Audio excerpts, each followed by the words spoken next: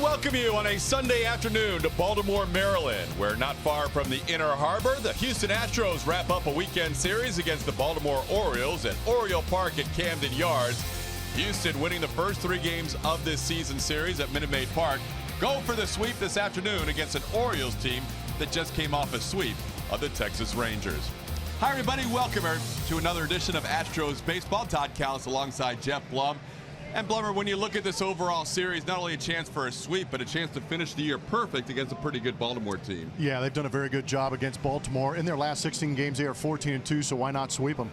When you also talk about the Astros on the road, if the O's are to get a win today, they better bring their bats because you know the Astros will. Yeah, the Astros love wearing that gray uniform. For whatever reason, they go out there and see the ball extremely well on the road. You see the projected Astro ranks. If the Astros continue at the pace they are on, this is where they'll end up in history, going all the way back to 1913. And remember, these guys do not have Carlos Correa in that lineup, so a little bit of run production out of there, yet we've still seen them go out there and get 8 runs in the first 2 games here. I'm not going to say it's impossible for it to keep getting better because every time I say it does. Yeah, and it's an absolute team effort. These guys go out there and rake. A.J. Hinch has put 83 different lineups out there, so these guys are doing it as a ball club. Yuli Gurriel, George Springer, and Jose Altuve have really done it in the month of July. But you see as a ball club in the last 8 road games, yes, only 8 games, and you're seeing numbers like that. Almost 10 runs, 21 bombs. These guys are very good. Their batting average is a +22 on the road compared to home, and they are a +42 in the slugging department on the road in comparison to home. Astros just rake everywhere they go away from Minute Maid Park, almost 2.5 runs per game more. We come back more on this series as the Astros have dominated the Orioles lately. Julia Morales will tell us more about that.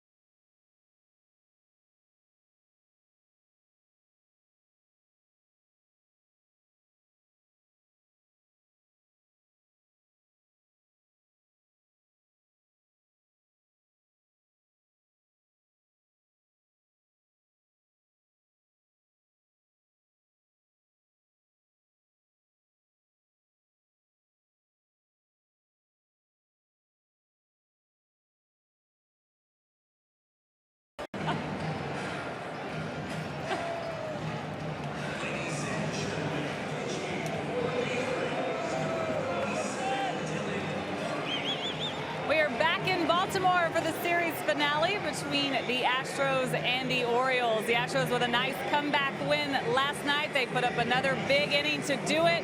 They've done that so many times this year. They have the ability to change the game in their favor. It's been impressive. They've dominated so many teams this season, and the Baltimore Orioles being one of them. They're trying to go a perfect 6-0 this season, but this dominance actually goes way back until last year, May 24th. You guys remember this. Carlos Correa with the walk-off win. 3-2 was the final. That actually kick-started an extremely good stretch for the Houston Astros in 2016. They played some of their best baseball in the league for 2 months. And then, of course, up until this point, they are 11-1 against Baltimore. It's been pretty impressive when you look at the numbers. The offense has done damage against their pitchers. They're hitting over 300 in that 12-game stretch, have 26 home runs in that 12-game stretch. So just over 2 per game. Pretty impressive stuff for this offense. Not too surprising when you look at the 2017 club, but you can imagine the Baltimore Orioles are pretty sick of seeing the Houston Astros. They hope to carry that over to today. Guys, I mentioned that big inning that they had last night. That's what this club does, and that's what's been so impressive. It's actually stood out to A.J. Hinch as far as what they're doing so well on the road, what they're doing so well this season. It really changes the game, and it's hard for other clubs to come back when the Astros do that, Todd. Yeah, so many times, Julia, too, it has been with 2 outs, as the Marwin Gonzalez 3-run home run was, and that is a dagger to opposing teams. As we look at the Astros starting lineup presented by Southwest Airlines. New face at the top, a guy who's been there earlier this year 1 time, and it was in the All-Star game. Jose Altuve leads off for the Astros for the first time this season. Josh Reddick hits second. Yuli Gurriel having quite a month in the 3 spot. Evan Gattis, Marwin Gonzalez, Brian McCann, Alex Bregman, Norioki, and Jake Marisnick. Dylan Bundy going for the Baltimore Orioles. It's been a tale of 2 seasons for Dylan Bundy. The first 7 starts, he went 5-1. His last 12 starts, 4-7, getting beat around here in the month of July. Altuve swings at the first pitch of the afternoon and fouls one back.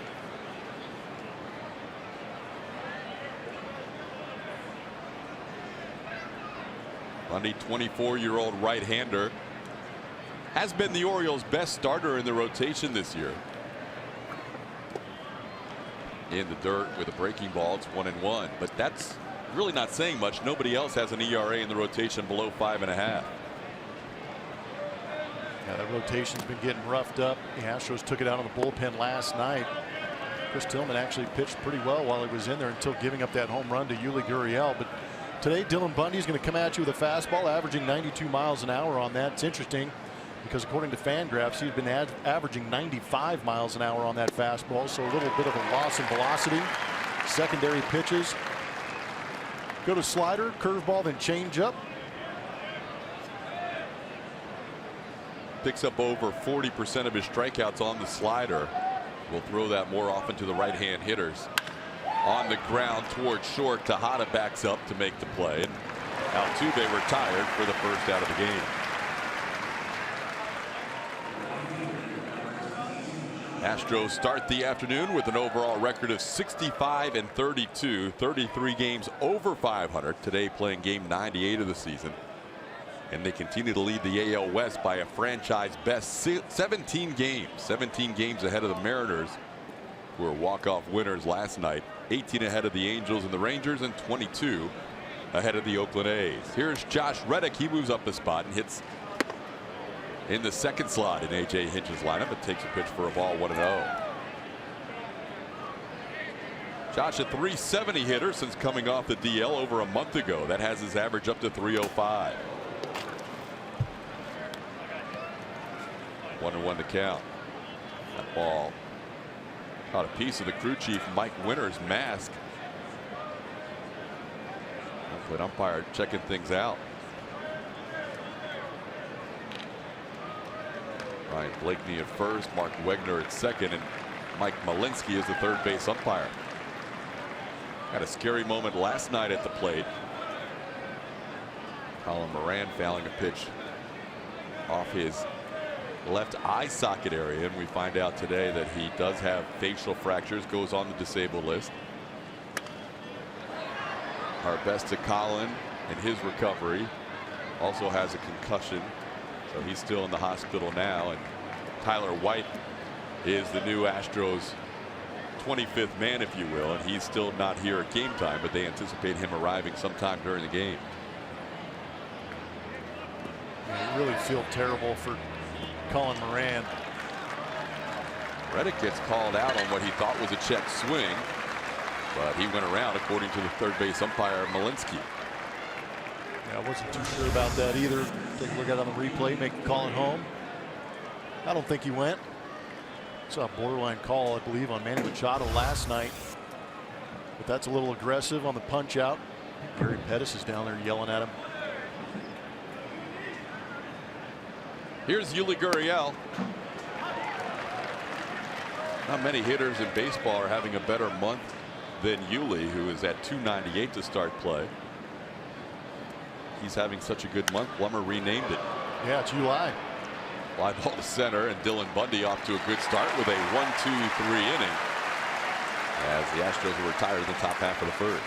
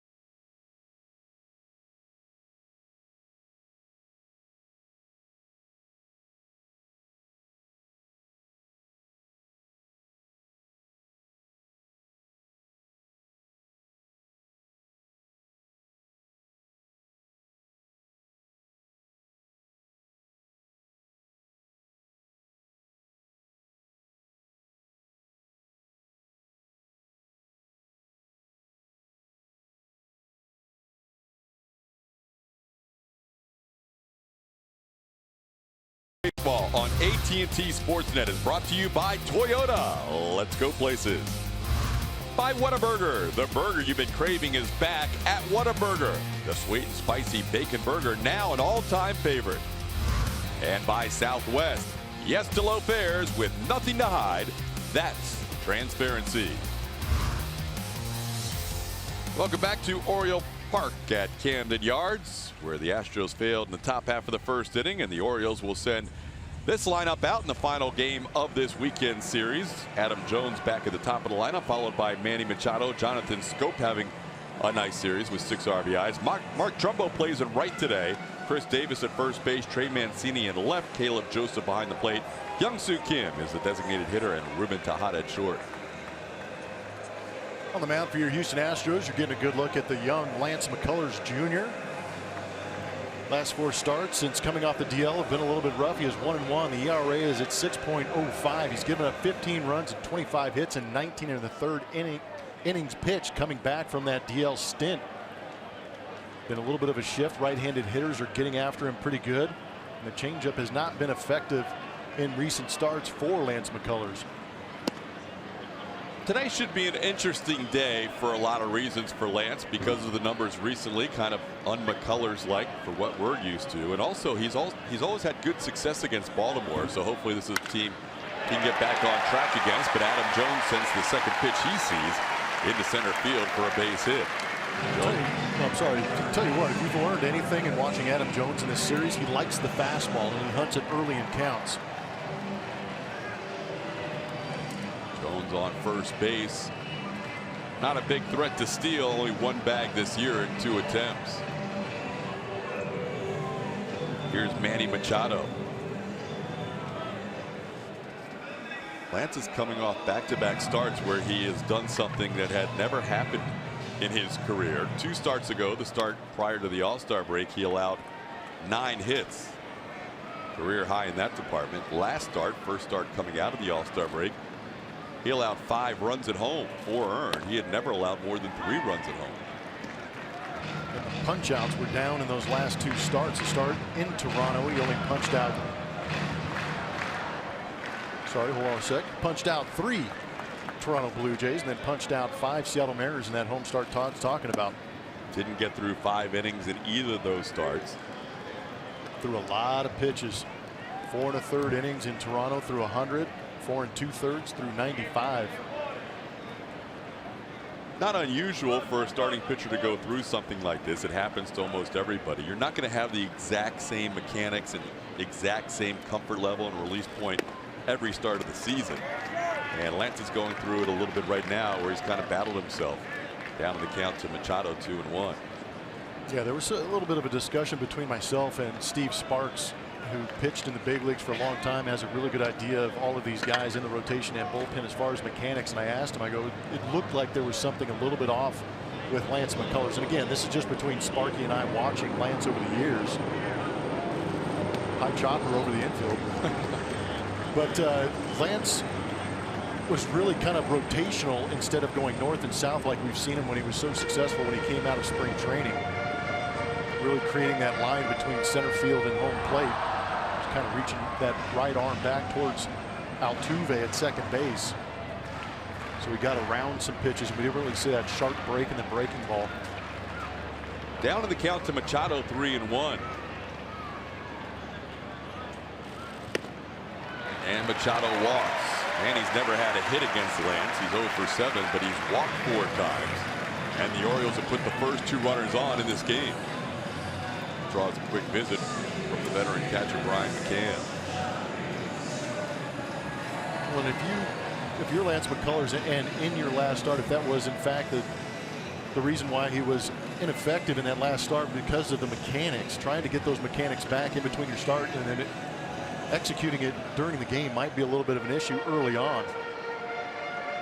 But it seems like when things start to spiral a little bit out of control and speed up on Lance, he reverts back to those old mechanics. New mound for Lance too, as Jonathan Scope is the hitter. He's faced these Orioles 3 times, but all 3 starts against Baltimore in his career have come at Minute Maid Park, where he is very comfortable. So he's on this mound at Camden Yards for the first time and starts Scope off with a strike. Lance leads the major leagues in ground ball rate and also ground ball to fly ball ratio. Scope's a guy, as you can see, who has hit into the 2nd most double plays in the American League. Lance could certainly use a ground ball to Marwin Gonzalez or Alex Bregman here.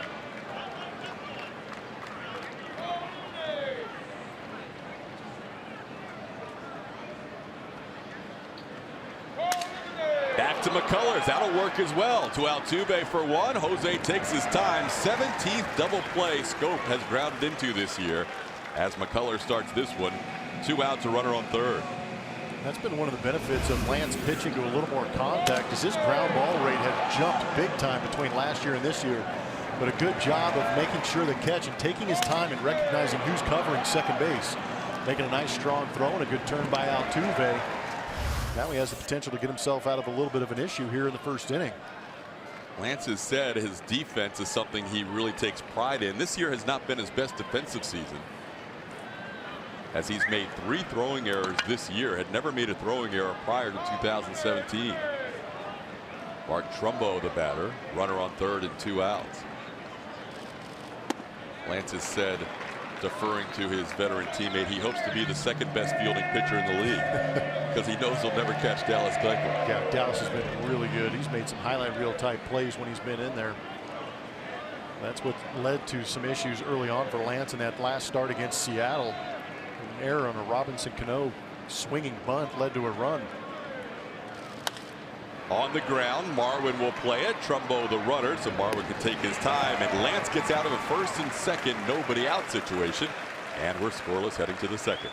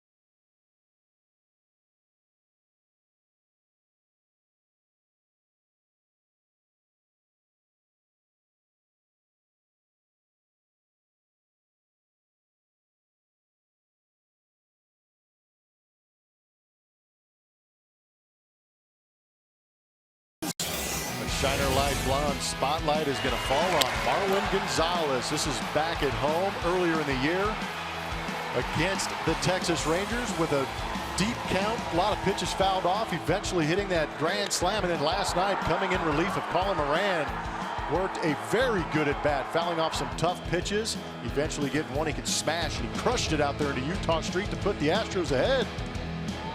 Great AB, clutch swings from Marwin Gonzalez this year. Really two of the biggest home runs of the season. I agree, man. They really, you hate to use the terms sometimes, but he really, with those two swings, just put his foot on the throat of the opposing teams. Bats second in this inning behind Evan Gattis.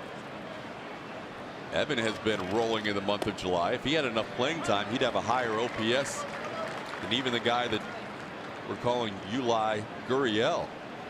Evan's raking this month, which is a big OPS number for Yuli Gurriel. Last 15 games, Evans' OPS is 1164. In the air to right field and drifting over is Trumbo, getting a start out in the outfield today. And he puts it away for out number one. Got a pitch by pitch on Marwin's AB. Came in. Remember, it was an 0-1 count. Fastball in, then back goes flying. He didn't want that one anyways.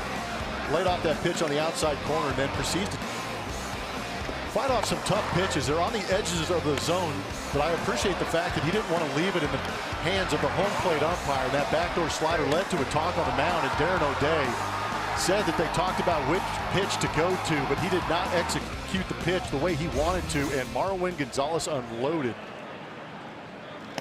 Marwin getting a start today, swings through the breaking ball from Dylan Bundy. It's 0-1. Marwin this year against Baltimore having a big season. You see his season numbers. The .593 slugging percentage with enough plate appearances would be 4th in the American League. He'd also be 4th in the AL in on-base percentage. Marwin still needs some regular playing time for the next 10 days or so to qualify for the league leaders. But when he does, he'll be up there in those categories and currently second in OPS.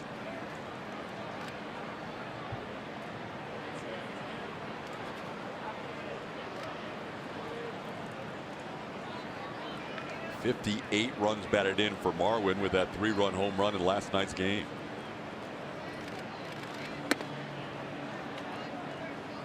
Up and in, it's 1-2. Just really appreciate the fact that Marwin's come out of that all-star break after, some would say, being snubbed. I'd be in that boat too, saying that he deserved an opportunity to represent the American League in that all-star game and still swinging the bat.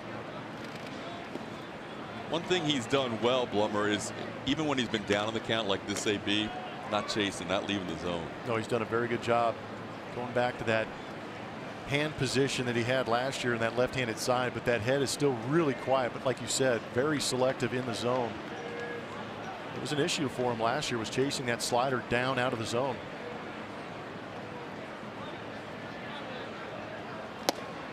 Takes a tough pitch inside, and now it's 3-2. So he was down 0-2, and now the count's full. Take a look at that pitch under MD Anderson strike zone. A little in and out action on him. Good eye, spits on that one.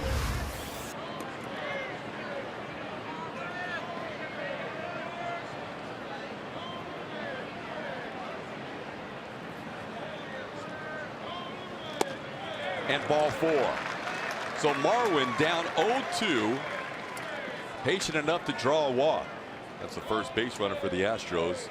Marwin on with 1 out in the second. There's a couple of things going on with Marwin. We talked about the hand position, the knowledge of the strike zone, but he's maturing. You know, the more ABs you get and the experience, he understands he's swinging the bat extremely well. But when he gets in 3-2 counts, he is very selective and probably looking for the ball up in the zone. Good job of laying off that in a 3-2 count. Here's Brian McCann. Had the night off last night, getting a start on this Sunday afternoon. McCann hit a home run in Friday night's game, his 12th of the season.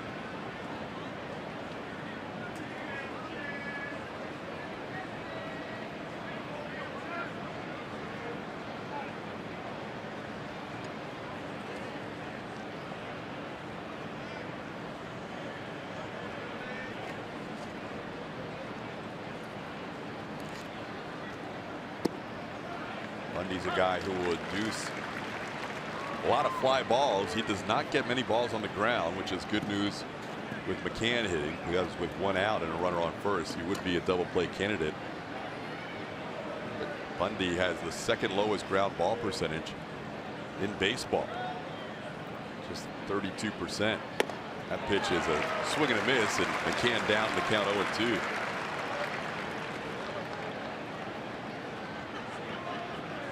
Each month, ERA, opponent's average, has crept up a little bit on him. Might be a little bit of an understatement, Todd.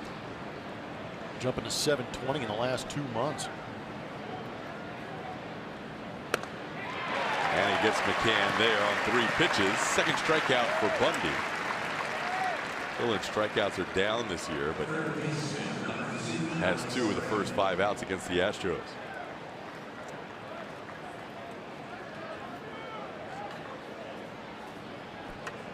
Here's Alex Bregman. Bregman riding a 6-game hitting streak. Extended out to the last 14 games. He's hitting .353. Alex hitting his 9th home run of the year. Trying to join others in the lineup with double digits in home runs. Just Josh Reddick with 9, Alex Bregman with 9, and the guy on deck, Norioki, with a single home run. Chasing that double-digit plateau, the guys who have been here all year. Swing and a miss. It's 0-1. Beltran with a day off on the bench. He has a dozen. George Springer with a day off has a team-leading 27.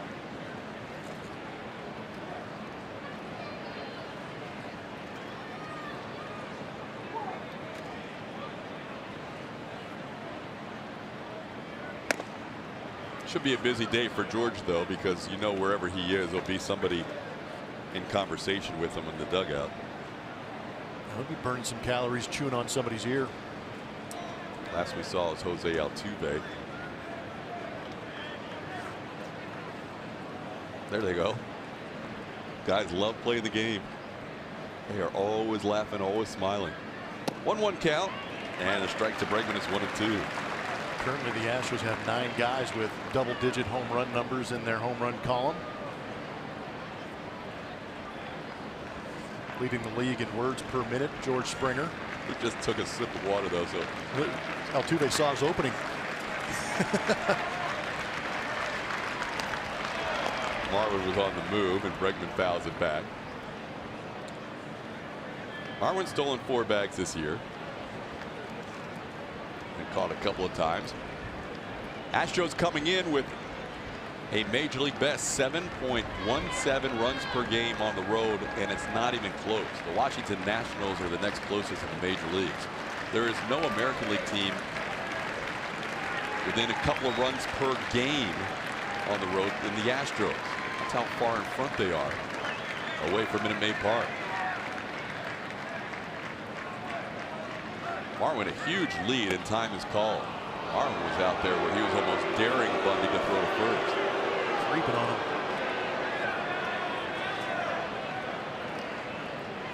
If it wasn't for the Yankees of the 30s, this would be the best ever. If it wasn't for the opponents of the Yankees in the 1930s, the Astros would be even higher. That number has risen the last 2 games. Went from 7-1-4 to 7-1-6 game 1, 7-1-6 up a notch to 7-1-7 after last night. 8 runs in the first game and an 8-7 victory. 8 runs yesterday and an 8-4 win.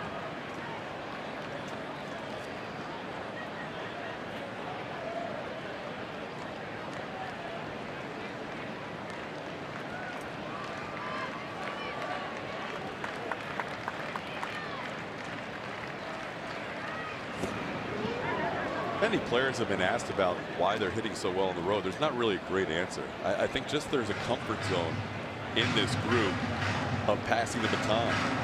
They never worry about the next guy behind them if they don't get the job done. They're patient enough to draw a walk. The next guy behind them usually gets the job done. There's a call strike. Good pitch by Bundy. He strikes out McCann, and Bregman gets called out on the 3rd strike. That's 3 for Bundy in the game. 1 man left on base. We head to the bottom of the 2nd.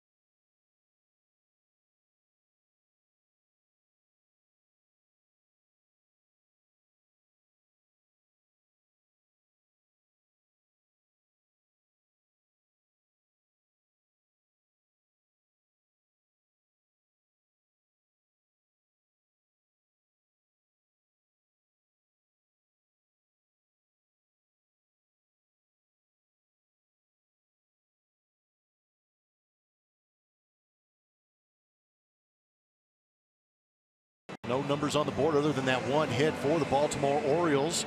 Best Neighbors Ever is presented by Neighbors Emergency Center. The Killer Bees, Craig Biggio, Jeff Bagwell, Astros Hall of Famers with team ranks next to the numbers they've put up. Craig Biggio, 3,060 hits in first place. Jeff Bagwell was more of a producer, 1,529 RBIs, 488 doubles behind Craig Biggio, 668. But how about the runs scored between those two guys? Bagwell, a first baseman, middle of the lineup type guy, still able to score runs. We do that promo quite often, but those are the best neighbors ever. Ever. Yes. Those two. If you're going to have a neighbor, those are the ones to have. Those are the best neighbors ever in Astros history. As Chris Davis leads off against Lance McCullers with an 0-1 count.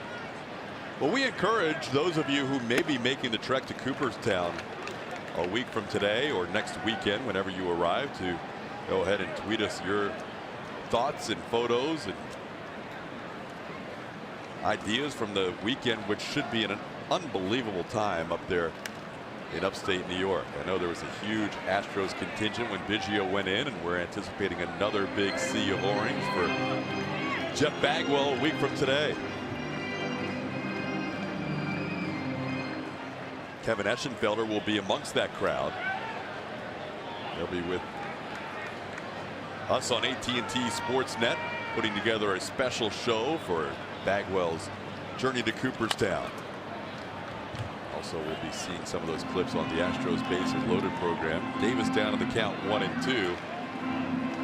This is an area where Lance McCullers versus Chris Davis. He gets the 2 strikes like he just did. That was a curveball. That's 10 out of 12 curveballs Davis has seen against Lance in his career when he gets to 2 strikes. Lance has 6 strikeouts on Davis and 10 at bats. Sound like you think Chris Davis should just bunt. He self-admittedly is not seeing the ball real well right now, and he's going against a guy he has not fared well at all in his career. Seems like that's how it turns out too. When you're not going well in the big leagues, you end up facing guys that absolutely have dominated you in the past. There is that curveball, and somehow he works it inside out. First hit of his career against McCullers in 11 at bats on a little inside out swing that worked against the shift. I'm going to say that is a knock, but that is not one of the prettier swings you're ever going to see from Chris Davis. Trying to get that curveball in on the hands of Chris Davis. And you'll settle for him just trying to go the other way and get his knocks. It's when he starts driving the ball out of the ballpark where you create some issues. Barely making it out there to Nori. But Davis, a leadoff base runner. Lance allowed 2 base runners in the first inning. It was first and second, nobody out, and he worked through that with a double play off the bat of Jonathan Scope. Now he'll face Trey Mancini. The rookie takes a pitch in the dirt for a ball, 1-0. Mancini coming in, hitting an even .300 on the season.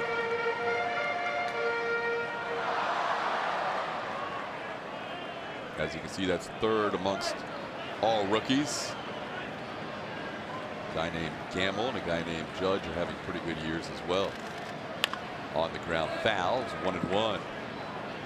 Astros wrapping up this series against the Orioles today. Then they will take a bus up I-95 into Philadelphia tonight and get ready for a 3-game series against the Philadelphia Phillies.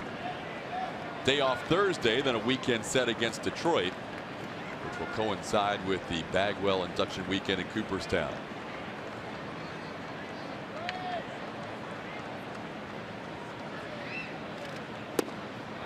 A little late there. It's 1-2. 96 on that fastball from Lance.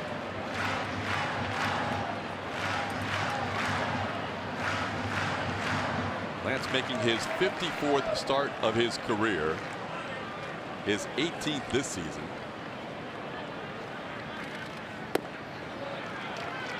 '18 starts, 4 more than he made all of last year when he dealt with right shoulder soreness at the beginning of the year, and then right elbow discomfort at the end of the season. Also missed a start due to a blister.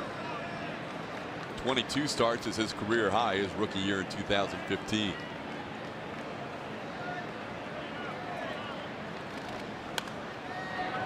Mancini fouls it out of play, stays 2-2. There's that changeup. Change of pace. Get Mancini out in front. Get him to foul that pitch off. Orioles are hitting .216 against breaking balls this season. Good for 20th in the major leagues. But Mancini, this AB for me, has done a good job of keeping the hands back on that breaking ball. He tried to turn on one and took the other one. Inside, and that gets Trey Mancini. Fastball tailed in and caught Mancini on the jersey. That's a hit batter, and just like the first inning, the Orioles have first and second, nobody out. Actually, changeup that got away from Lance. The way it jumped out of his hand, it did look like the heater, especially the way it ran. Just pushed that one. Came in there at 89 miles an hour.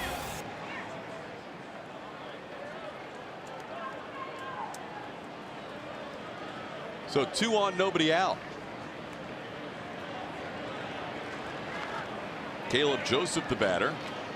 He has been really good his last 41 games, hitting .357 during that stretch. He's around a bunt. Takes a pitch for a ball. We talked about him swinging the bat well. With bunting in an RBI situation this early in the game is sometimes frowned upon. But the Orioles have actually been really good.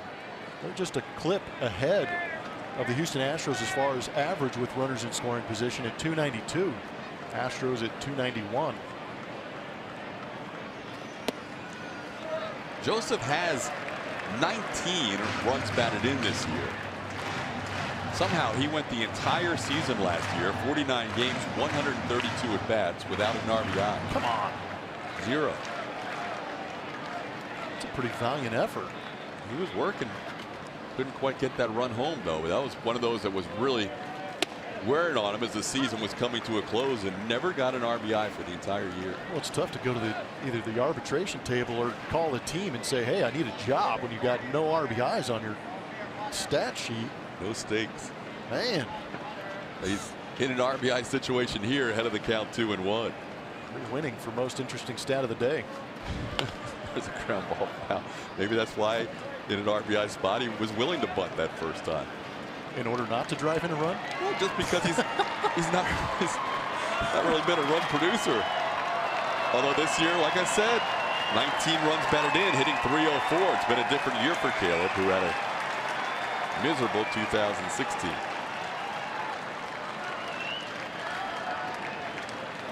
Lance could use a ground ball or a strikeout here. Lance does not have a strikeout yet in this game.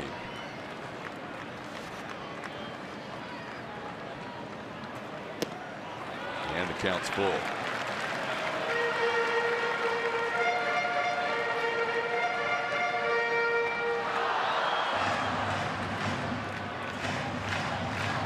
AJ knows early on this is a pretty important pitch.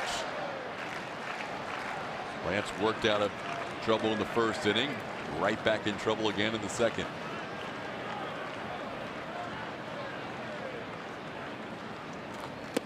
Ball 4. Single hit batter walk. Low to the bases with nobody out. An opportunity now. Bases juiced. A bit different outfield alignment for the Astros, and we'll take a look at those outfield arms for the Astros. They're going to test Aoki. Not one of the better arms out there with this alignment. Springer getting the day off. Marisnik in center has a very good arm. Is aggressive to the baseball, as is Josh Reddick out there in right field. Very aggressive to the baseball. Very good arm and very accurate. Left-handed hitter Kim is up there. If he pulls that ball or goes up the middle, there might be an opportunity to cut down that second run at home plate or a sac fly. Better make sure it's deep with Chris Davis at third base. Kim ahead of the count 1-0. It's kind of interesting to me to see Lance McCullers missing on the glove side. Getting a little overextended out over that front foot, pulling the baseball to the inside corner to lefties. Wow. 1-0 Orioles. Hit by pitch, walk, hit by pitch, 3 consecutive batters. Brett Strom will go out and have a word with his young 23-year-old right-hander. No sooner do I talk about it than he goes out there and just pulls one straight across and drills Kim right in that lead leg. And all the greatness that we've seen out of Lance McCullers, this is really the first time I've seen him lose command to this extent. Look at that replay on our Mattress Firm Supermo. You look at it. I did, unfortunately. Ball's not moving. It stayed right on Kim and squared him up. Well played, by the way. Thank you.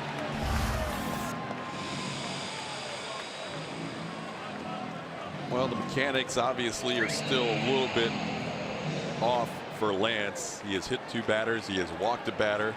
Now facing the number 9 hitter, Ruben Tejada.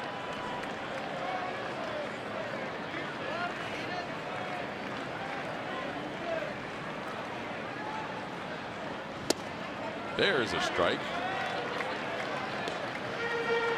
97. We heard Mike Fiers in that first start saying this gun here might be a little bit juiced. Well, that's a pretty good location on a 97-mile-an-hour heater.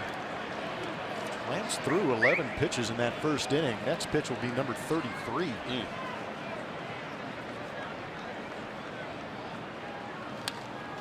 It is a warm afternoon too. Not that Lance is going to be too bothered by that growing up in Tampa, Florida, but it is 90. It has been 90 today at game time. High humidity all weekend. Not even a breeze out here either. That can impact the curveball for sure. We saw that with Fiers on Friday night's game.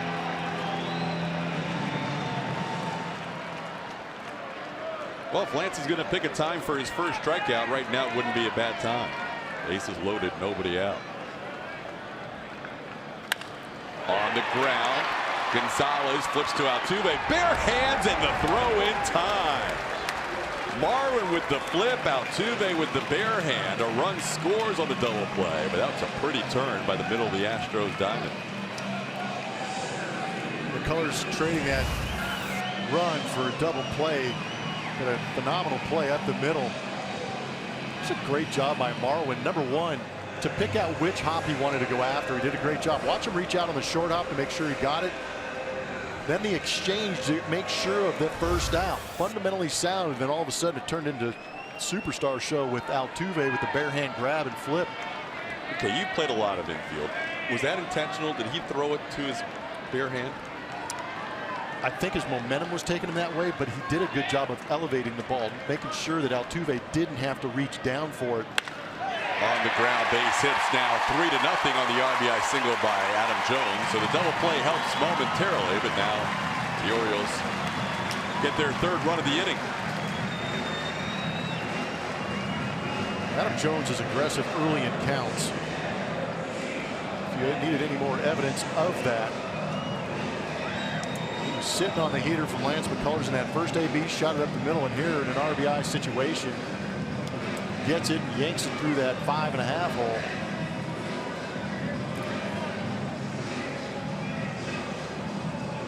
Lance allowed a total of 4 earned runs, 5 runs total in his 3 starts prior against the Orioles. Today he's allowed 3 runs. Still working in the 2nd inning. Machado fouls one at the plate. Manny walked his first time up. He's having a good month of July, batting .333.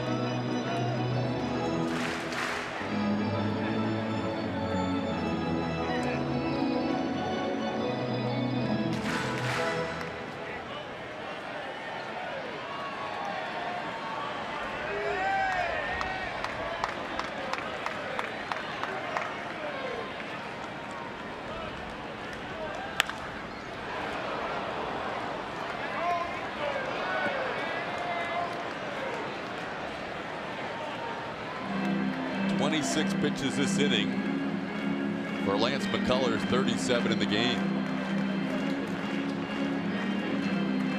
I'm always curious where AJ is going to fall on letting Lance McCullers figure it out.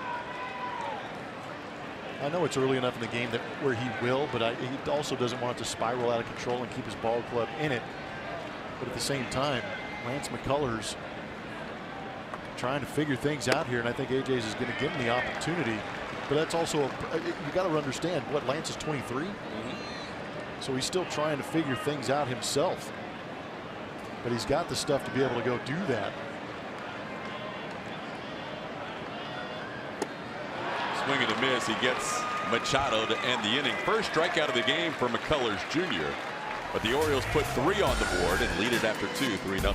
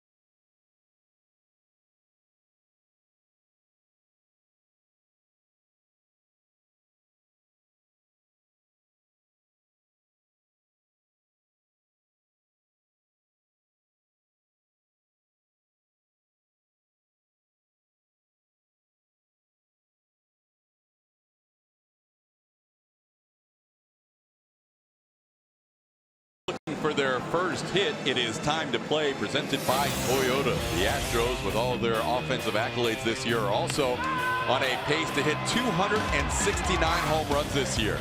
That would be a new record in MLB history. Astros with 3 home runs last night, 3 home runs on Friday night. 269 would move them ahead of the 1997 Seattle Mariners, who hit 264 home runs as a team. Last year's Baltimore Orioles squad led the majors with 253 home runs. That was the 5th best mark all time. Marwin Gonzalez hitting a 3-run shot to put the emphasis on the 3 home run night. Norioki will lead things off. If they accomplish that, that would solidify them as Crush City. Takes a called strike, 0-1. Nori hits one here after we just did that little feature. That would be phenomenal. He has 1 all year. Inside for a ball. It's 1-1. Aoki, Jake Marisnick, and Jose Altuve, 8, 9, and 1 in the Astros lineup.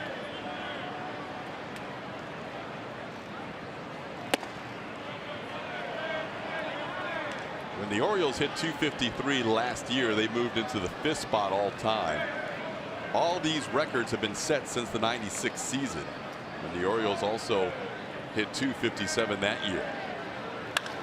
Aoki to deep center field. This ball is 1 hop and over the wall. That will work. A leadoff ground rule double for Aoki, one of the furthest balls he has hit this year. Well, as disappointing as that lousy ground rule double is off the bat of Aoki, which was a great piece of hitting in the lower left, you're going to see that's the 55th straight game with the double for the Houston Astros. Got our hopes up, didn't he? Elevated fastball, and he got the barrel to it. Nori's playing time has been scattered around the last month or so, but he hasn't complained, going out there and still taking advantage of the pitches when he gets them. Marisnick around the bunt. Machado will barehand and can't quite make the play. The ball slipped out of his hand.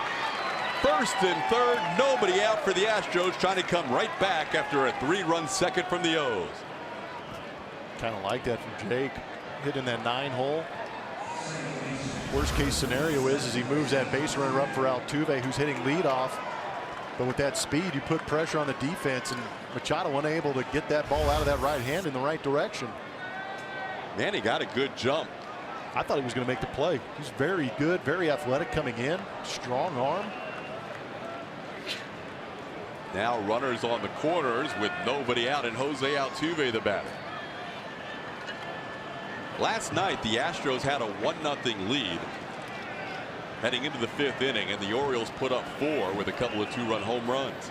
And then Houston came right back and scored 5 in the next half inning. Altuve, high fly ball deep to left field. Mancini back, gone!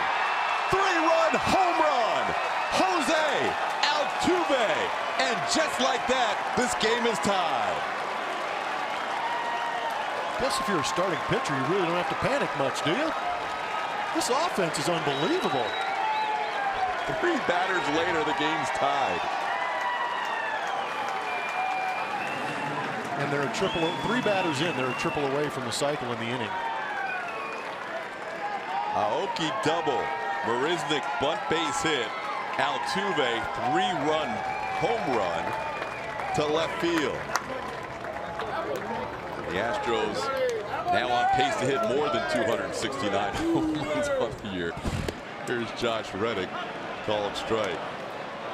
While Altuve primarily has been in the 2 or 3 spots in the order all year, he takes George Springer's spot today. First time he's hit leadoff. As Reddick sends one in the air deep to right field, but Trumbo is there and has a play in front of the wall. Reddick didn't miss it by much. Trumbo puts it away for out number 1. Altuve takes Springer's spot in the top of the lineup and makes it work for him. It's an interesting grip on that pitch. It looks like a 4-seamer coming out of the hand, but there was a pretty good gap in between both those fingers. Doesn't matter anyways, because Altuve is an equal opportunity hitter, and he sees that fastball up, drives it out of the park to left field. Ball has carried all weekend here. That ball really carried too. The heat, the humidity, getting a little extra flight on that. And now Altuve says, you know what, you're not the only one that can hit home runs in that leadoff spot, George. Yeah, that number 1 spot's good for me. I can make it work also. He's like, yeah, I've got 27, you have 1. I've got your number. Yeah, but you know what Altuve said, though? I'm pretty good. Yes, he did, as Gurriel pops one in the air to center field. For the second out of the inning. Altuve hit that home run. 104.9 miles an hour off the bat, estimated 376. A little bit higher launch angle, got up into the 40 on the launch angle, but still plenty of life behind it to push it out. Altuve has so much fun. It's even better when he's coming off a home run. Is it bad that it bothers me a little bit that these guys are smiling so much playing such a tough game? And by bothers, you mean you love it? I do. I mean, it amazes me that they are having this much fun, but they've got to enjoy it, because this does not happen all that often. And I think that's what we're trying to do with a lot of the numbers that we do bring up, is you have to appreciate what this offense is doing. It's amazing. It's our first year working together. We may never have a year like this where we can go with a different stat every day. Yeah. And it's one of the best in the history of baseball. A little soft fly ball in the left field. So Bundy gets 3 fly ball outs after the home run by Jose Altuve. And a big knock from the leadoff hitter, Jose Altuve, moving up in the order with Springer with the day off. Helping out his buddy Lance McCullers with that 3-run jack.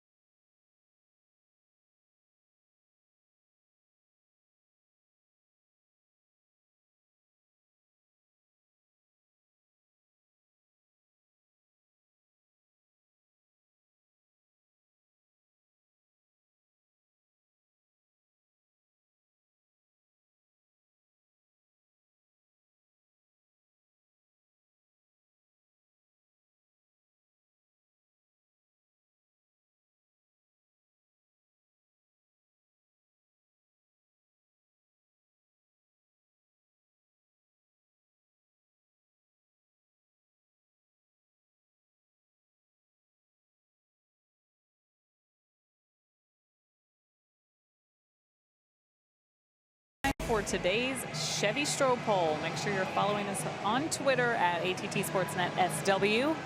They are 35-11 currently. So how many road wins will the Astros finish with in 2017? 50 plus, 55 to 65, 65 plus. How many road games are left? 65 wins on the road? Under normal circumstances, you would say, come on. This ball club, you're going, no, there's a chance. Jonathan Scope with a leadoff hit down the left field line. 35 road games left. So they just go 30-6, including this game. A.J. Hinch has enjoyed his team all year long, but hard to enjoy a team's road record more than this year. 35-11 coming in. McCullers allowing a leadoff base hit. He has allowed all 3 leadoff base hits so far in this game. First inning single by Adam Jones, second inning single by Chris Davis, and now Jonathan Scope leadoff single in the third. Mark Trumbo, the batter, takes a pitch down and in. It's 1-0. Jose Altuve saw Lance kind of squat in frustration after that last pitch, and Altuve, being the veteran leader, goes in and has a word with his right-hander. Lance is not real thrilled with himself right now. Veteran move, understanding the personnel you're working with. He knows that Lance has great stuff, but he also knows that he can be a little mercurial on the mound, trying to rein him back in. And or maybe he just ran out there and goes, look, man, I turned this into a tie ball game for you. Go out there and pitch for me. There's a nice pitch, 1-1 to count. Trumbo grounded out to shortstop his first time up. So Lance gives up 3 in the bottom of the second. His offense gets all 3 back in the top of the third on one swing by Jose Altuve. And now McCullers gets another chance with a tie game. He's been working out of the stretch pretty much the whole game. Inside 2-1.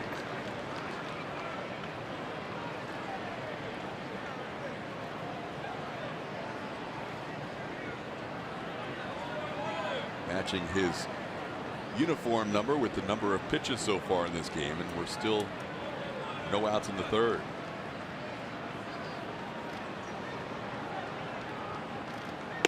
There's a good pitch for a called strike, 2-2.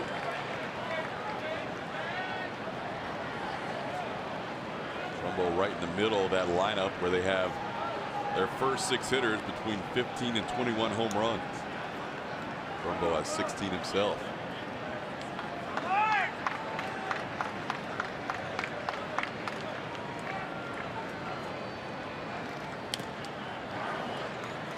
That is a category Lance has excelled in this year. Other than Brad Peacock, who's only allowed 1 home run all year, Lance has the best home run per 9-inning mark in the AL.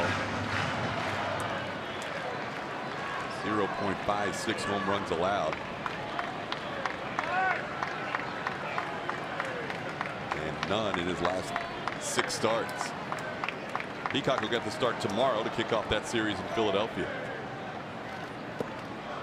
Inside 3-2.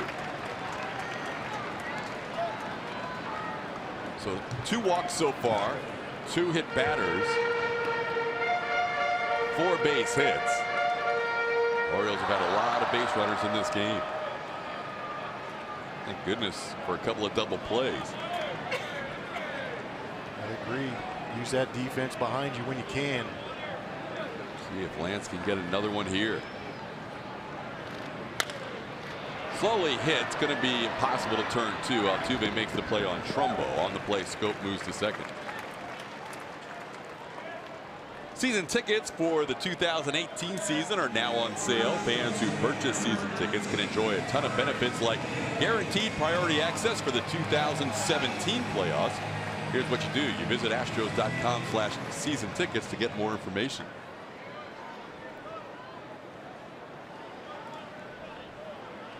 Chris Davis, the batter. Davis hit a little inside out ground ball on the left side of the infield. Very close to where Alex Bregman is playing now. The only reason Bregman is there is because there's a runner on second base. They had him shifted all the way around his first at bat. Pitch misses inside to Davis. It's 0-1. There's where Alex is now. He was shifted way towards the second base bag the last time. Davis inside out of that ball for a hit.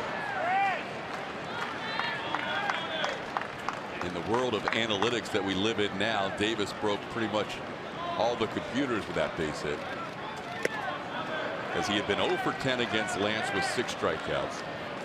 On the year, he had been 127 against the breaking ball, and Lance has one of the better breaking balls. That's what he hit, a curveball. And he'd also been 110 with 2 strikes. Everything was working against him except for that little inside out swing. Gave him a knock. I like to call those anomalies, Todd. I like that. It's a good Sunday word. 1-1 pitch misses. It's 2-1. Gives you a good idea what Todd's talking about, how freakish it is. Him hitting the ball in play on the ground towards that third base side. Only 5% of the time when he puts the ball in play does it go up the middle or the other way. With that runner on second base, Todd hit it the nail on the head. Just in case Scope takes off, Bregman's got to be in the vicinity to cover. Yeah, the odds, if you put all those factors together with Chris Davis, what we just talked about, including hitting the ball to the left side, it was like a 1 in 1,000. Yep. If not 1 in 10,000. There's a strike, 2-2.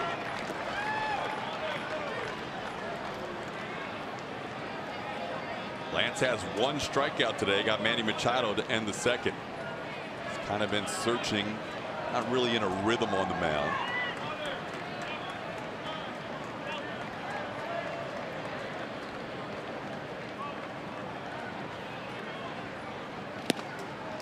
You can see how frustrated he is. This is a guy he knows he has pitched well against in the past, and he knows he's buried some good curveballs against him, and today he just can't do it. Well, and I'm sure internally he's got to be thinking, I need to make a pitch right here. Like you said, I have good numbers against this guy. If I make my pitch, I will get him out. But he's unable to execute. The body's just not cooperating with him right now. Hard hit ground ball on 1 hop into shallow right. Altuve with the long throw. Davis hit it hard, but into the shift for out number 2.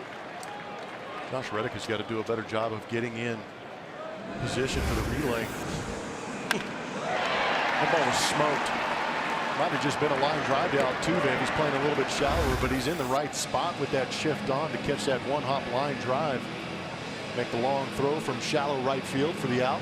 He gets the out, but that was not a quality curveball. No, he really would have liked to have buried that and get the swing and miss.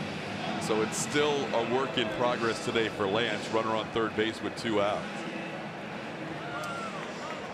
Here's Trey Mancini. Mancini was hit by a pitch his first time up, scored a run. Oh. What's he swinging at? Talon changeup coming right at him again. Didn't want to get hit again. It's not. Didn't even take a hack. This is a changeup that runs well to the inside, and Mancini, I think, was going to try and hit that over the light standards behind the Astros dugout. 1-1 count to the Orioles left fielder.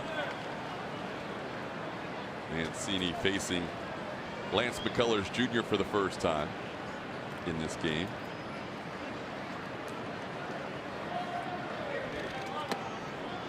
Two and 1.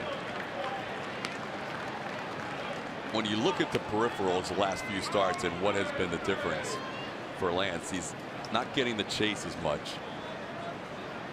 And that has also caused him to pick up fewer strikeouts. There's a good chase.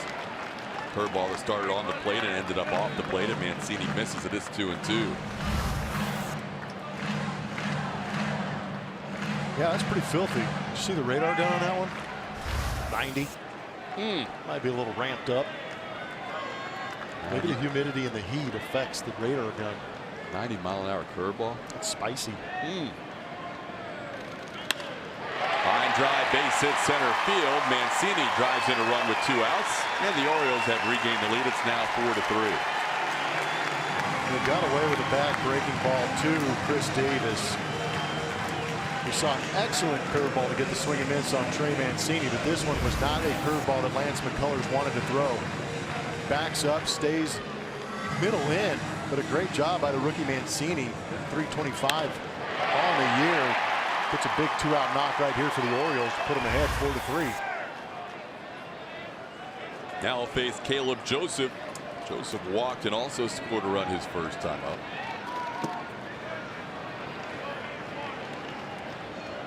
Lance is not one to hide his emotions on the mound, and you can tell with each pitch it has just been one of those days where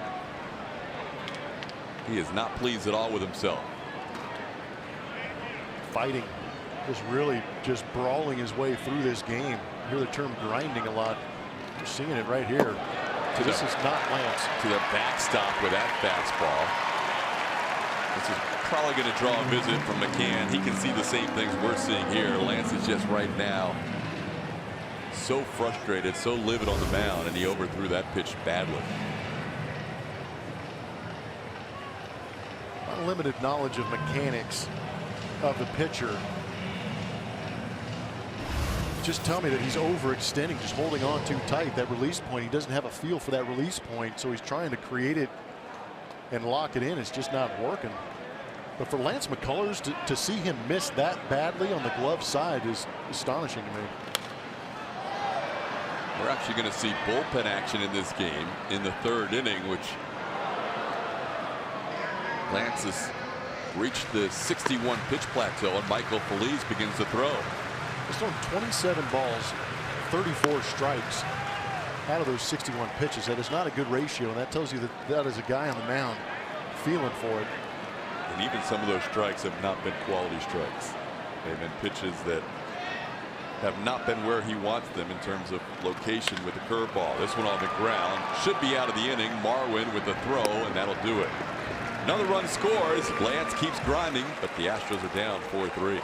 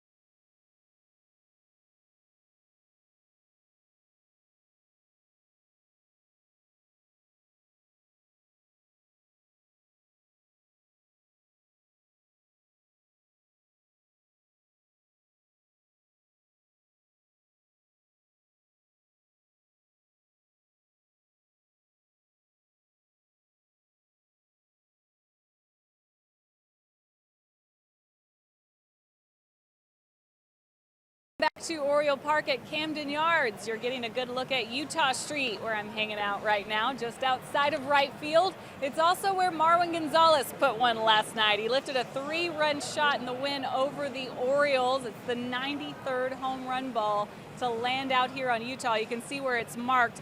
It's going to look like this temporarily. They've got to order that plaque and then get it inset before the season next year. So we're going to have to come back next season to see how it all turns out, guys. But a memorable home run and such a memorable season for the Astros. It was a bomb to right on a 3-2 pitch. against Darren O'Day. A 9-pitch at bat total, 1 for Colin Moran, 8 for Marwin. And he takes a called strike. It's 0-1. It's a pretty cool little feature here at Camden Yards, putting all the home runs out there and marking them up. So if you are a hometown fan of the Orioles, you can check those out. Or if you're on a road trip with the family, checking out your team on the road, you can go out there and take a picture with it, stand there and look back at home plate and realize how far those guys are driving the baseball. 88 coming into this year, and all 5 this season. As we look at the perspective from where that ball landed, how far it is from home plate, and some Astros fans making sure they were on hand to point it out. All 5 home runs this year on Utah Street have been hit by the visitors. Wow. Gives you an idea of the woes of the Baltimore Orioles. Orioles have allowed by far the most runs in the American League and second most in all of baseball. Their pitching staff has struggled mightily this year. Bundy has been the one guy in the starting rotation who has an ERA sub 5.5. Miley, Jimenez, Tillman, Gausman all above that number. That's a pitch inside. It's 2-2 to Marwin. Just like last at bat, Marwin got down in the count and he worked it back. Ended up drawing a walk. Here he's back to even at 2-2.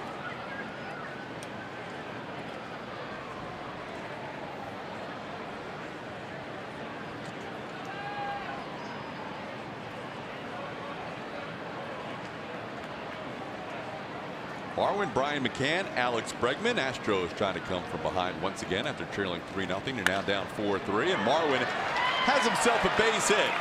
Marwin the last 2 games is 3 for 3, including a walk. Got a couple of bats last night and had a home run and a double.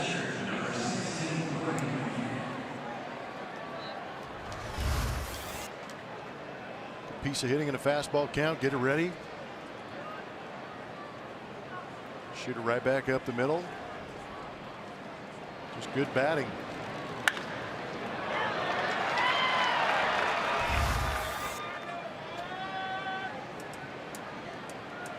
Marwin coming into this game hitting .355 as a left-hand hitter. Here's Brian McCann. He had a strikeout his first time up and takes a pitch for a strike there.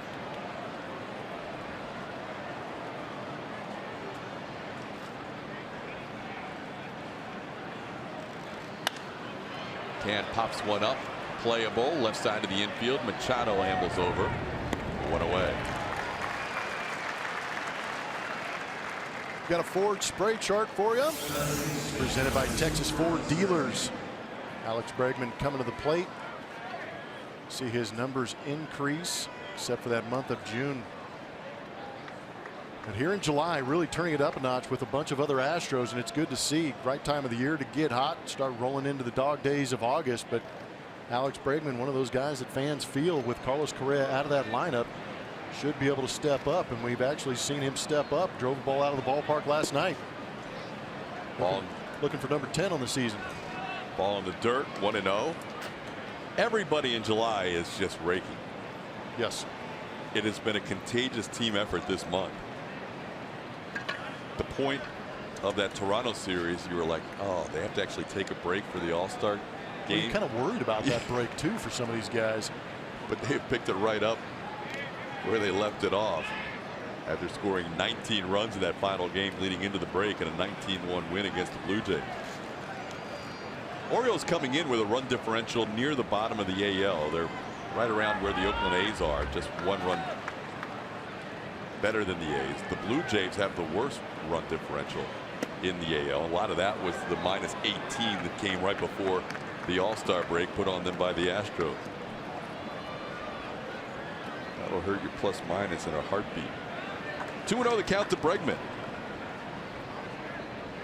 989 is a team OPS. Does not seem real for the month. It's incredible. 3-0 the count to Bregman. Alex looking down to see if he has a green light. As hot as he has been, I wouldn't be surprised. Well, you're kind of glad that we're playing some good baseball so that we have enough time to highlight everybody. It takes that long to go through this roster and figure out how many guys are actually hitting above 300. He might have had a green light but chose not to offer. 3-1. What was your mindset? 3-0 green light.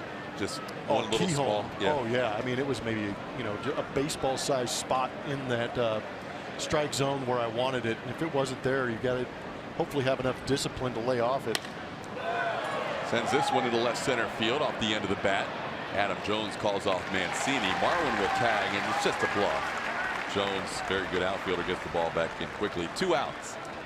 And you know what? 2-0 count. You're going to maybe pick a section of the plate, inside third, middle third, outer third. But in that 3-0 count, you're a little more selective because even if he paints one on the outside corner, you're still in advantage as a hitter in a 3-1 count. Here's Norioki. He put a ball into right center field, an area that he usually doesn't drive a ball, for a double his first time up. If he does that again here, the Astros will tie the game because the Orioles continue to play him. Shifted the other way in center. There's a big gap in right center field. Called strike 0-1. See Adam Jones to the left field side of center. And then Mark Trumbo all the way over in right. So big spot for Norioki if he can duplicate what he did his first at bat. Nori has that average up to 274 with that double. But he's down to the count here, 0-2.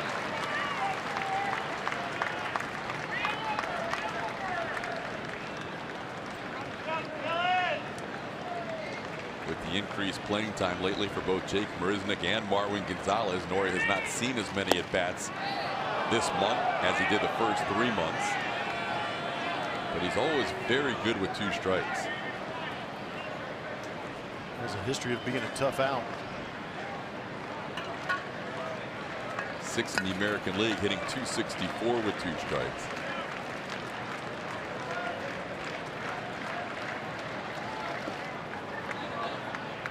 I mentioned Bundy's velocity is down from last year. His strikeout rate is also down.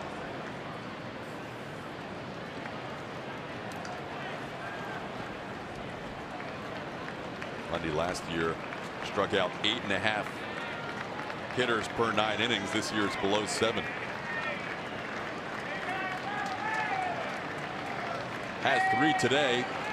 There goes Marwin. Nori fouls it away. Marwin has been in motion a couple of times today. Both times there's been a foul ball involved. Ain't nothing like a couple of redos on a nice warm muggy afternoon in Baltimore. AJ with that in mind may elect to keep him at first here on this next 2-2 pitch.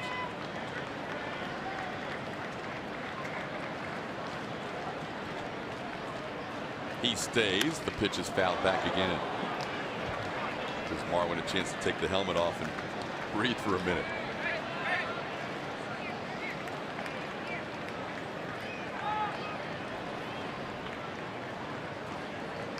That's what it feels like even if you're not playing baseball. Warm, muggy weekend in Baltimore. Rocking the old school polyester probably too. Gamer. Those things could absorb some heat and retain it.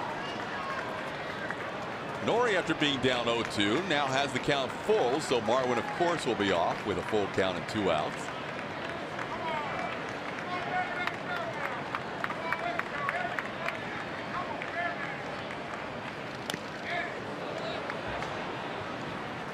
Marwin saying, really?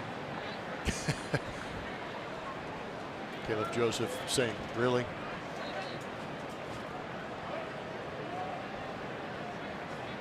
Yeah, they don't. Those jerseys they make for these guys these days are actually really nice. Nice lightweight material. Nothing like those. It was like wearing a straitjacket. If Marwin could play the rest of the inning without his helmet, he would. Yes. He is just wearing it because it's the rule in Major League Baseball. Show your payload. He is a little heated on first base. There he goes again. Pitches served into left center field. That's going to fall for a hit. Marwin's going to go first to third. Norioki is 2 for 2 and keeps the inning alive. Teddy ball game. Single and a double now in this game for Nori. A lot of pitches out there, and this one just a little bit of soft serve right in front of Adam Jones. That is one of those at bats. If you're Dylan Bundy, you're up 0-2. You're like, I'm almost out of the inning. Next thing you know, it's 3-2. Then Nori's kind of leaking out of the batter's box and just serves it into left field. Now you have to start a fresh count. Yeah, if you're Dylan Bundy, Nori Aoki's one of those guys that's creeping up on that list of people you don't like anymore. Especially, like you said, after ABs like that. Fought his way back into that full count.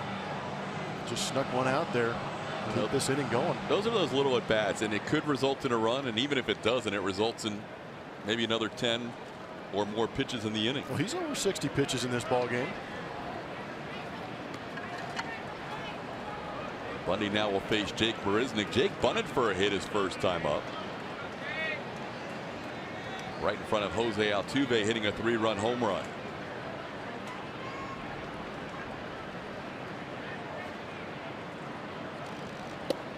Tried to hold up, but he went around. When Jake bunted for that hit, it snapped an 0 for 8 for Jake.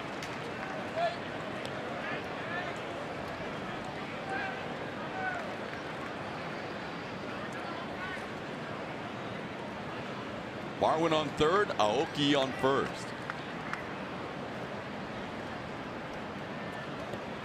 Bounces up there. Good block by Joseph. It's 1-1.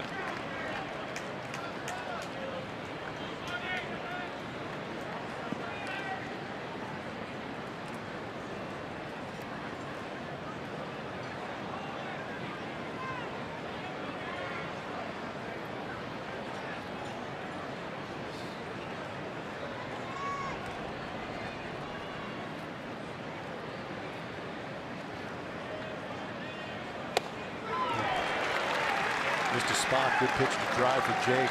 Just cut under it.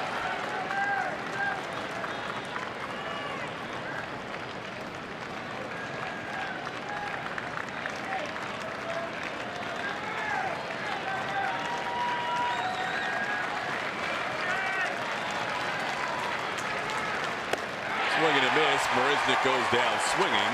Astros leave a couple on in the fourth. Into the bottom half. It's still 4-3 Baltimore.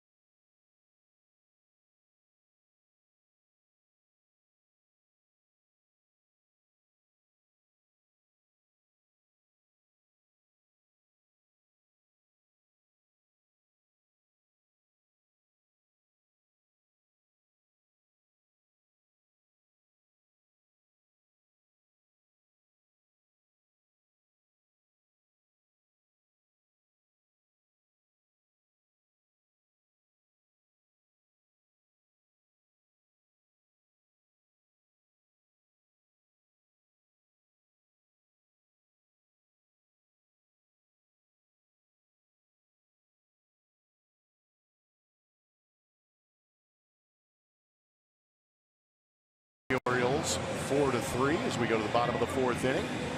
Special Kroger family 4-packs are available for $60 at Sunday home games, including the April 6th game against the Blue Jays. That would be interesting to see. I'm assuming that might be a little bit later in the season, in August 6th.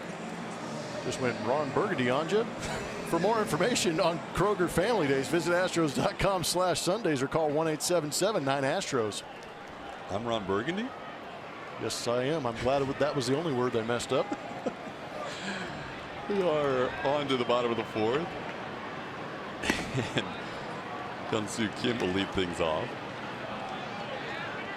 Hit by pitches first time up. Lance has hit a couple of batters, has 8 hit by pitches on the year, which is second most in the American League.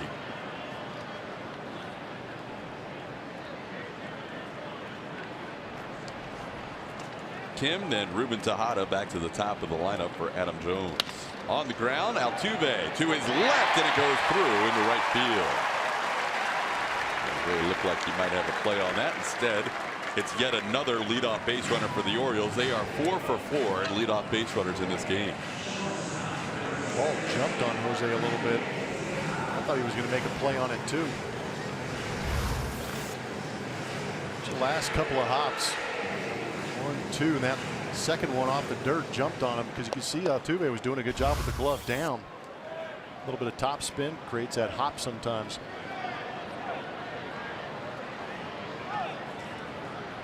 Here's Ruben Tejada. Orioles have 6 hits, 4 by leadoff hitters in 4 innings. Tejada grounded into a double play his first time up. Lance has induced a couple of double play ground balls. Tejada this time around to bunt and takes the pitch low for a ball.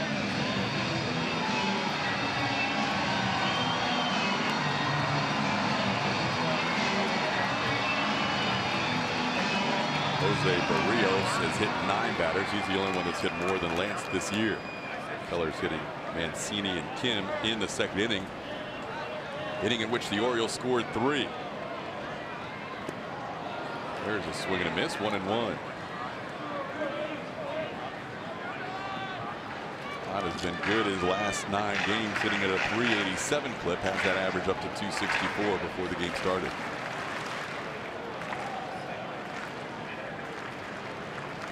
Kind of opposite pitchers in this game. You've got a heavy fly ball pitcher in Dylan Bundy and heavy ground ball pitcher in Lance McCullers. Bundy's had only 1 ground ball out today. McCullers has had no fly ball out, so they are living up to their reputation.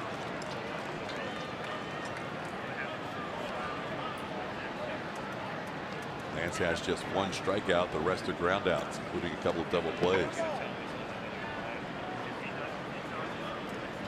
Curveball's a good strikeout pitch, but it's also proving to be a good ground ball pitch for Lance.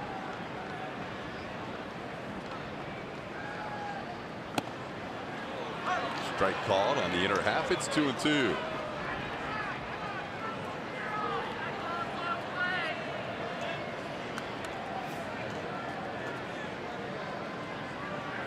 If Lance leaves this game either with a no decision or with his team leading, he will have earned it, because he has been in one of those starts where he seems to be just grinding and working through everything. Nothing has come easy for him today. Towards short, Marwin to Altuve. There's one, and the Astros turn their 3rd double play of the game. Gonzalez to Altuve to Gurriel, and Lance, who gets a lot of ground balls, gets a big one there. That's a ground ball. In the past, it might lead to a second baseman getting blown up, but this day and age, Altuve doesn't have to worry about that slide rule, just holds his ground. Gets a good feed from Marwin, doesn't worry about the base runner, and what that does is it allows him to set his feet and actually come up and throw a bullet over to first base to complete that double play. In the past, and you played a lot of second, you would have to come through the bag on that play. Yeah, you'd have to. You could feel the runner coming at you, so you were either finding a way to absorb contact or you were finding a way to get out of the way of contact. And sometimes when you got out of the way, you were unable to throw that ball as hard as you could to first base. Called strike to Adam Jones, 0-1. Yes, there's a certain comfort level now with second baseman sitting on the bag that never was prevalent before. Lance trying to figure out a way to get Adam Jones. He's 2 for 2 with a couple of singles, and now McCullers ahead of the count, 0-2. Mixing it up on him, not letting him attack that fastball early in the count is going to help. But an 0-2 count. Like to get out of this in the next 2 pitches.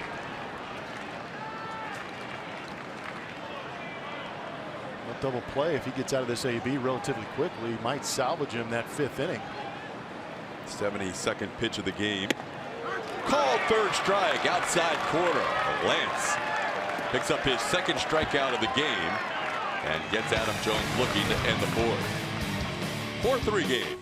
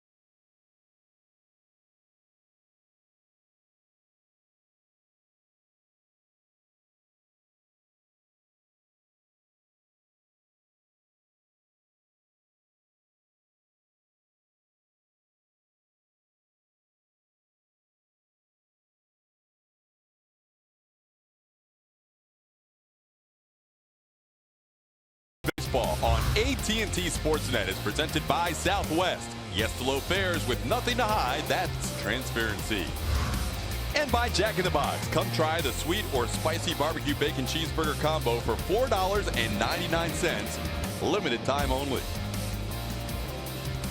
Astros trail 4-3 as we head to the 5th inning. Jose Altuve leads things off.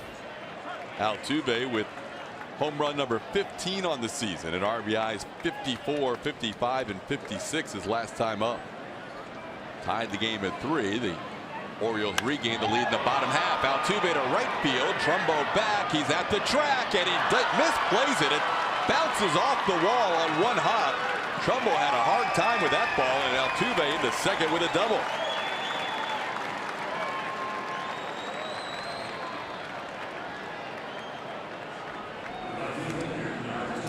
Trumbo crossed up with his steps or just didn't see the ball well. That was not well played.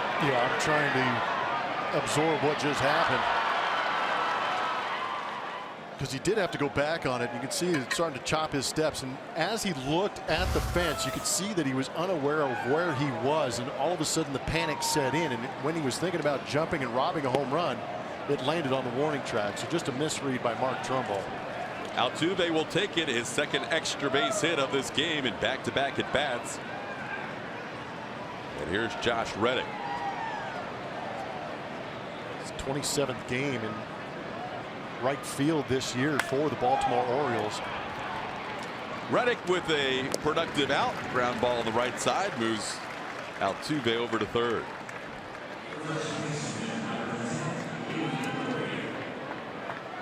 Josh now 0 for 3, but he will get high fives and fist bumps on his way back to the dugout. Productive out.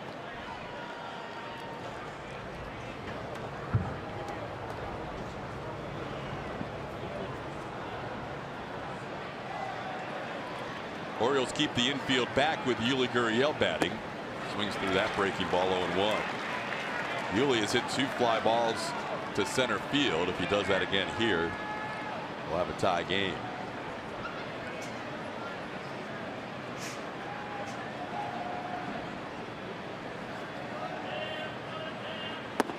Lays off that. It's 1-1.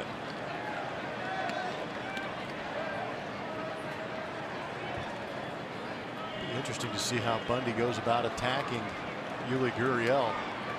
Pretty much this entire Astros lineup. Who am I kidding? Everybody's protected. Up high, 2-1. That's the way Bundy's attacking Gurriel here with the infield back. It's almost like he's thinking, I need a strikeout here to keep this lead at 4-3. He has made some pitches trying to entice Gurriel to chase. And Yuli's doing a good job not chasing. It's 3-1. Beautiful.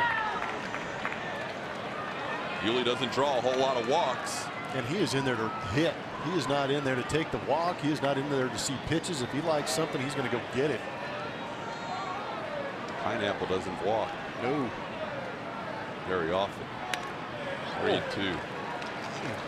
Good pass. Good pitch to hit.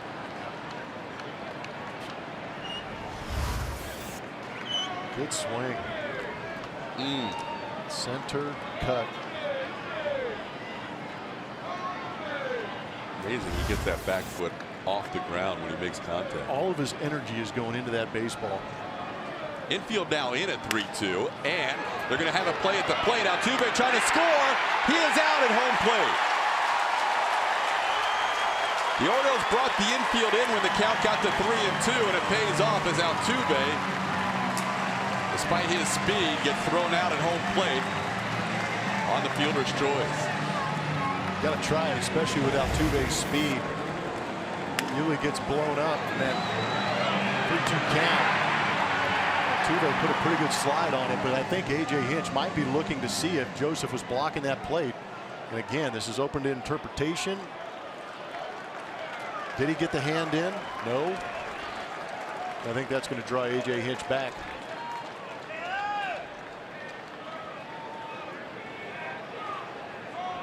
Pretty good effort.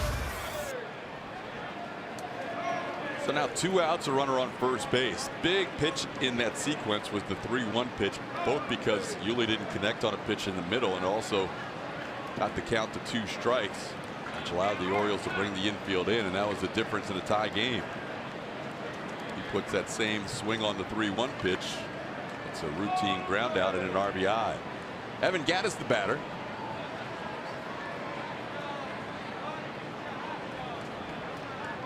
Gattis 0 for 2, a couple of fly ball outs. Flight out to right, flight out to left.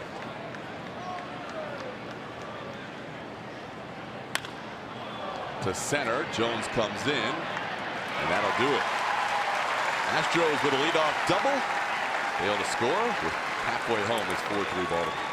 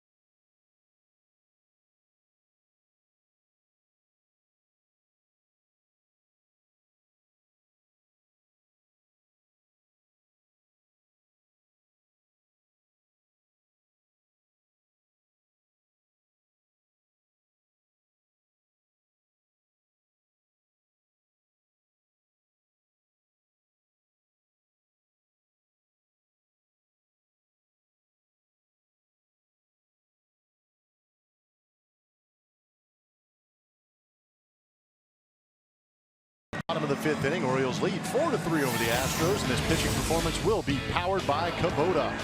Frankie Tuesday was dealing last night. 2 1/3 hitless innings in relief, picking up the Astros and allowing them enough time to get back in this ball game. Saw a good fastball touching 99 miles an hour. Also had that power curveball. We even saw a couple of changeups, 90, 91 miles an hour, but keeping some good Baltimore hitters off balance. Keeping them off the board, too. Great job by Francis Martez. Really impressive back-to-back outings by Martez. Also a nice inning by Joe Musgrove that kind of got lost in the shuffle in that 9th inning of an 8-4 win when he came out of the bullpen and pitched a 1-2-3 ninth. McCullers will have Manny Machado, Jonathan Scope, Mark Trumbo, 2, 3, and 4 hitters in the Orioles lineup. Lance has thrown number of pitches heading into the 5th inning, 72 in all, so averaging 18 pitches per inning. I mentioned Martez was used for 2 1/3. Julie, where do we see Martez and how do we see Martez being used going forward? Yeah, well, AJ has confidence in him, especially with what he's been able to do recently, throwing that breaking ball when he's behind, 3-2 counts. He's just developing at such a rapid rate that the skipper and Brent Strom both saying that he's going to be used in bigger situations, more high leverage situations. So an exciting time as we watch him develop right in front of our eyes.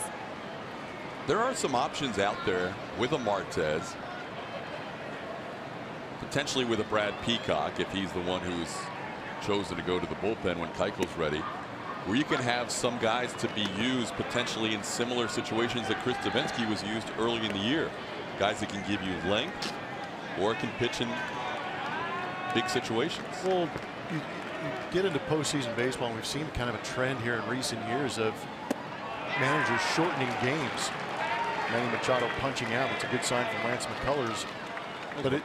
But in saying that, you get your starter to go 5 innings. You get 2 from Brad Peacock, 2 from Francis Martez. You're out of the game.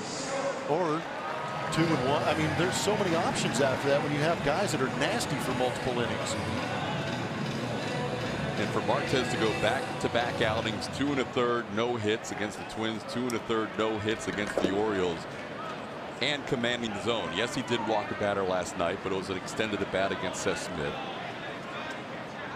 Sky's the limit. The kid's 21 years old. 21.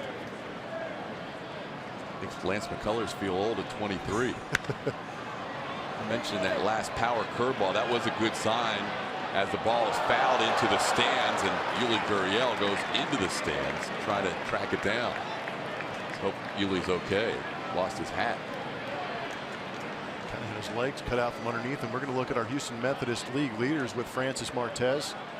As Yuli walks that off, comparing him to Dodger phenom last year, Julio Urias, 21 years old.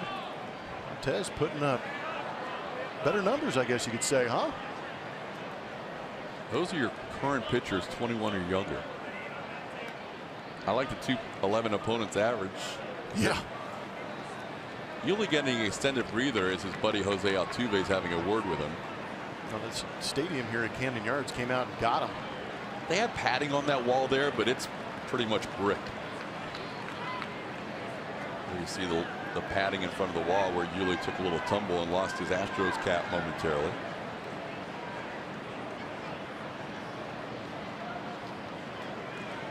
Oh, and 1 to Scope.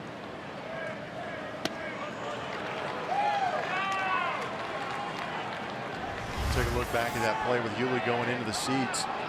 See, he was tracking a little bit, but that stadium just came out and just bit him. The impact on the knees and then the undercut. It's almost like he gone. It's almost like he wasn't anticipating that. Yeah, he wasn't anticipating that at all. He just flipped right over. Oh, that's close. We have seen 2 of the better curveballs in this inning from Lance. He struck out Machado on one, and he got to 1-0-2 count on Scope with another. Made a pretty good pitch right here, too, at the bottom part of the zone. I can see that one called. You almost see a flinch from the home plate umpire. Just fouled down the right field line. Really knew it all along, and Scope had his bat blown up. The bat that drove in 6 runs in this series leading into today. Well, some good signs in this inning. A game in which Lance in the first 4 innings seemed to have been battling himself every inning, and all of a sudden this inning gets ahead of Machado, strikes him out. He's ahead here of Scope, and he's thrown some quality power curveballs in this inning.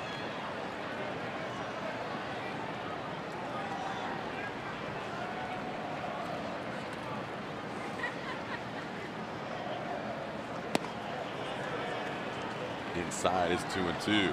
Running changeup again. Changeup is running a lot today. Just flying to the arm side.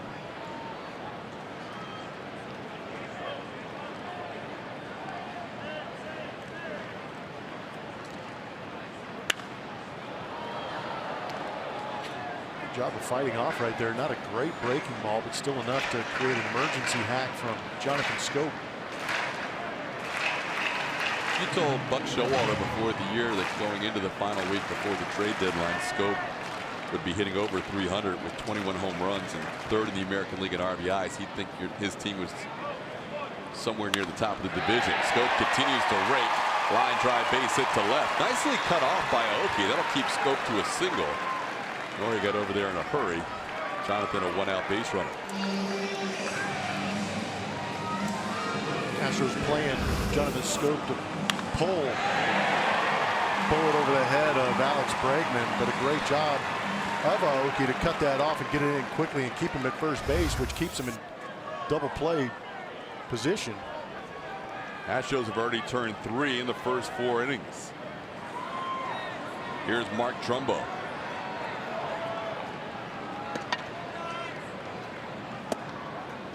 There's a strike.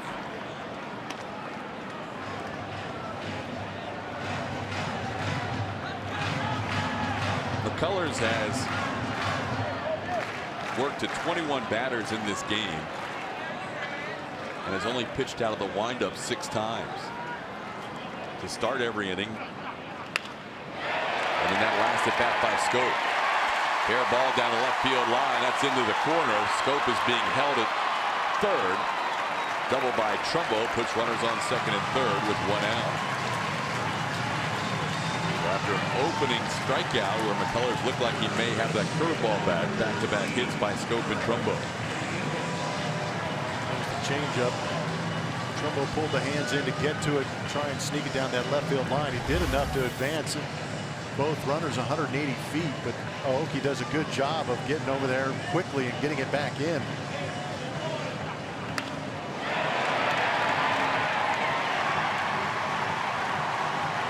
Chris Davis, the batter. The Astros will bring the infield in, and with the shift, 3 will be on the right side with the infield in. McCullers will work out of the windup. And Davis sends one high in the air to center field. This is deep enough to score a run. Marisnick all the way back to the wall, and he makes the catch as he crashes into the wall. Scoring is Scope. Over to third goes Trumbo.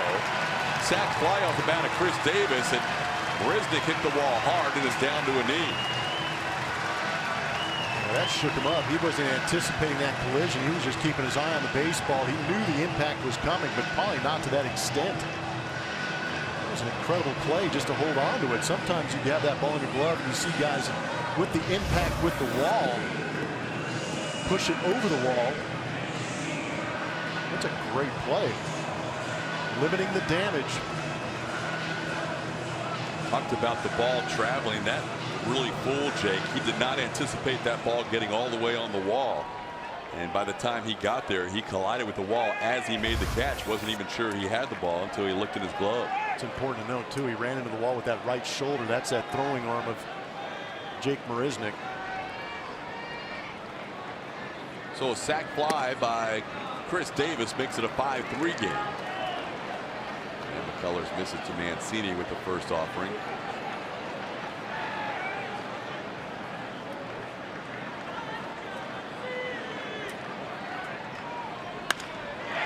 Drive to right field, sending Reddick back, and this is over his head and off the wall. Run number 6 scores for the Orioles. Into second goes Mancini.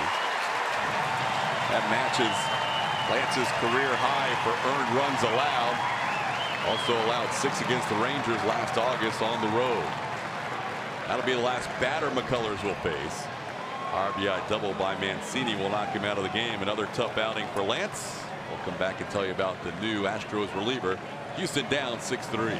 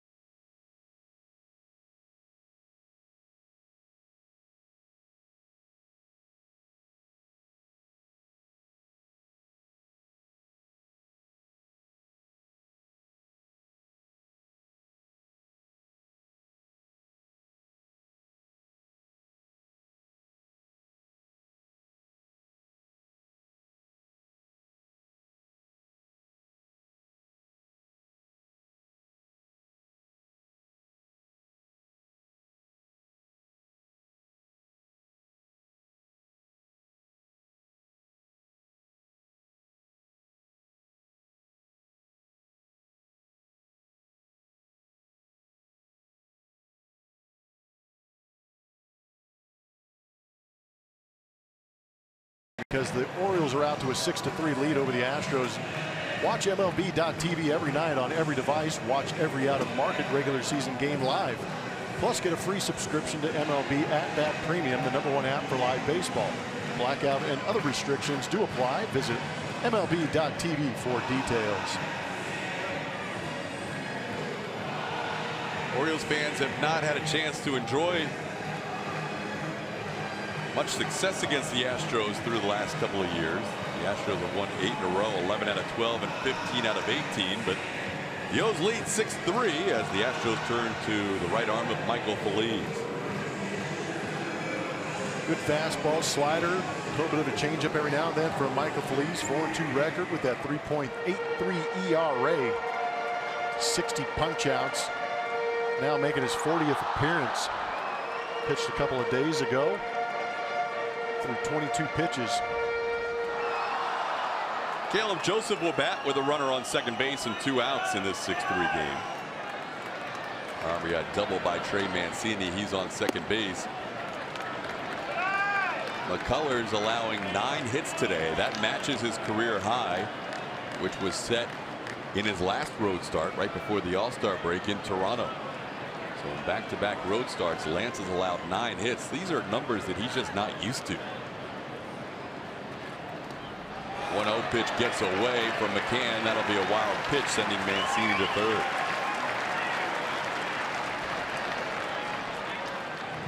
Lance also in his last start allowing more than 3 runs at home for the first time. So he's gone 3 consecutive starts where he hasn't got out of the 5th inning.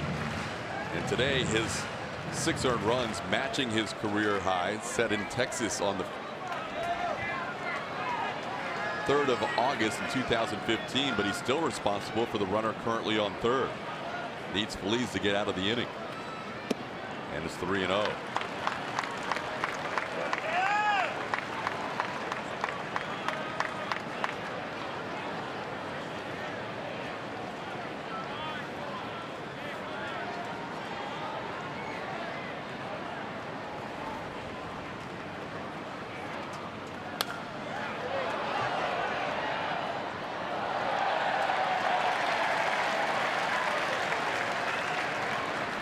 Green light at 3-1.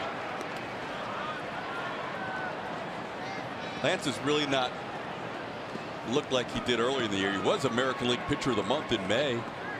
Since coming off the DL, it has not quite been there for him. You could see all game long he was really struggling with his secondary pitches, I thought. Oh, I agree. Curveball was not on point. He usually gets a lot of swings and misses, and the changeup had so much movement, but he wasn't able to put it where he wanted it.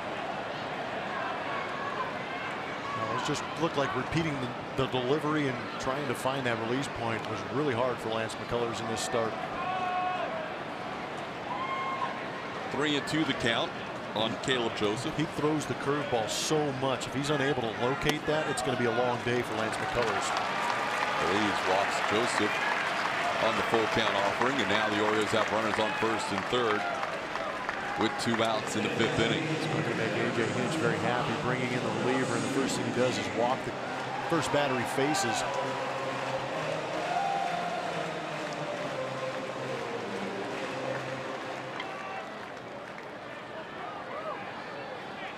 Batter's Hyung-Soo Kim.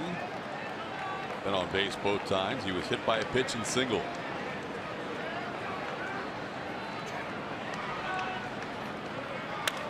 Popped up. Should be the inning. McCann makes the play for the final out. 2 more runs cross the plate for the O's. Baltimore leads 6-3.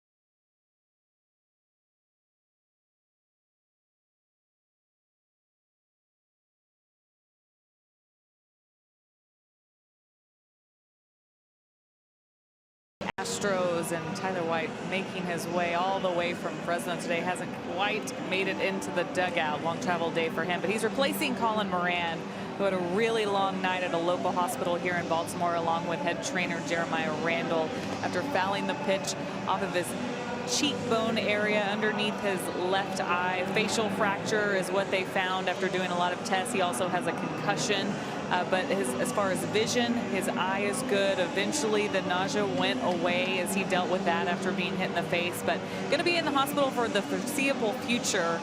They've got to decide what the plan is for him, possibly surgery. They've got some decisions to make on when, where, and if they even do it. So he'll be here. His dad and his fiance, though, in town, guys, which was huge, as they are there with him now. He's got his loved ones around him. But tough for everyone who watched it, including us and everyone in the ballpark, everyone that watched it at home. But that team down there really felt for him. Just kind of an emotional game for them, especially when their teammate went down. Todd. Well, I tell you what, Julia, that's not the first time he's had to deal with a facial injury, is it? No, he fractured his jaw. And this was a couple years ago when he was in Corpus Christi, diving into second. Catcher threw to second, hit him in the jaw. So he dealt with that, and that was, you know, he worried about some lingering effects there.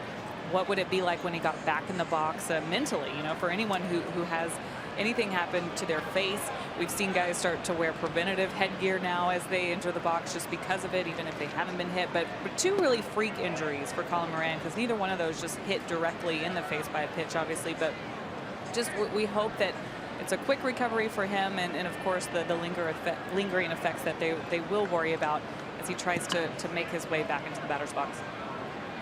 All right, Julia, thank you. Marwin with a base hit is now a perfect 2 for 2 and has been on base all 3 times as Brian McCann hits with a 2-0 count. Our thoughts and prayers definitely with Colin Moran and his full recovery. Absolutely. Glad to hear his dad was here and fiance. I know his uncle BJ Surhoff was here yesterday. Met with him before the game. One of his aunts was here as well. McCann misses that pitch. It's 2-1.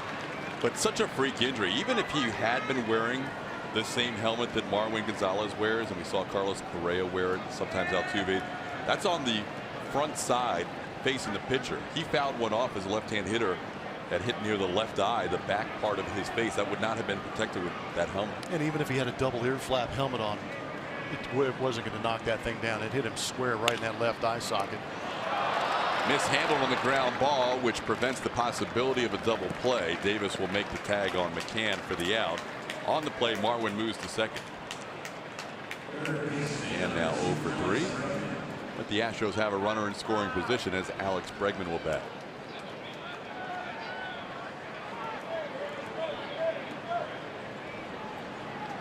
Alex has struck out and flied out to center field. Stros down 3, but they still have 4 at bats to work with, and we have seen them come from down 5 3 times this year and down 6 another time.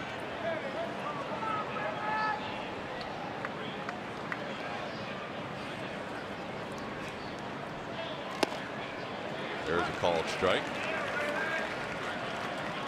Dylan Bundy starting Bregman off with a changeup. Up to 84 pitches. No bullpen action going right now, although guys are starting to stretch in the Baltimore pen.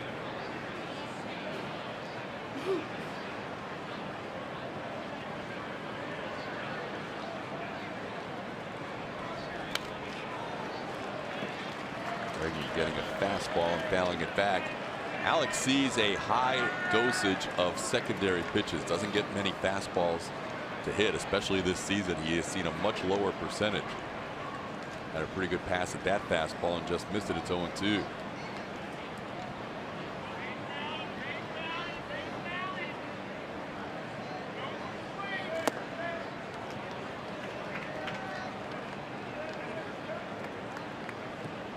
Bundy gave up the 3 runs in the 3rd inning, and that has been the problem inning for him, not just this year, but in his career. Coming in with a 7.58 ERA in that inning. And in his career, 6.82 ERA in the 3rd. Jose Altuve hitting a 3-run home run in that inning. Rest of the innings, though, he is not allowed to run, and that's why he has a 6-3 lead as we play in the 6th. He's been working hard. He's doing a good job of keeping these hitters off balance. He has made some mistakes. The only one that's really made him pay was Jose Altuve hitting that home run in that 3rd inning. But we've seen some foul tips, some warning track shots, but not too many mistakes have been barreled up. Astros do have 4 consecutive hits to lead off the inning. Double by Aoki to lead off the 3rd, single by Marwin to lead off the 4th, double by Altuve to lead off the 5th, and now Marwin leading off with a base hit. So far, the Astros have only been able to cash in during the 3rd inning. Bregman now with a 3-2 count, taking that pitch. Pretty good changeup on the outside corner. You can see it trying to work its way back, just doesn't enough. Mike Winters has done a good job behind the plate today. And the Anderson strike zone has been on point with his calls, and there's ball 4. Bundy issues his 2nd walk and his 1st since the 2nd inning. So the Astros now with the tying run at home plate, 1st and 2nd, 1 out. Aoki's had a pretty solid day. 2 for 2, single and a double. An opportunity to get a knock and maybe pick up an RBI and keep this inning going.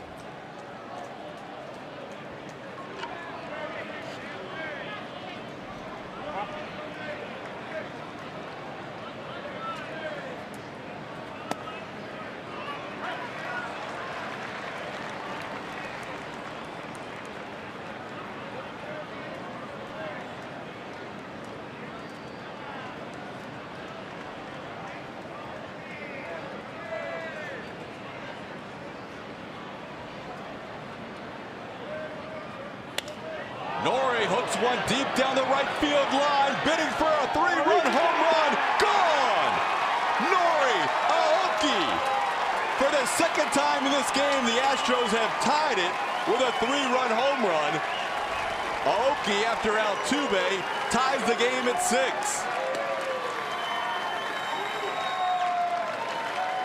This team is remarkable. I don't even know what to say. Got Aoki hitting homers.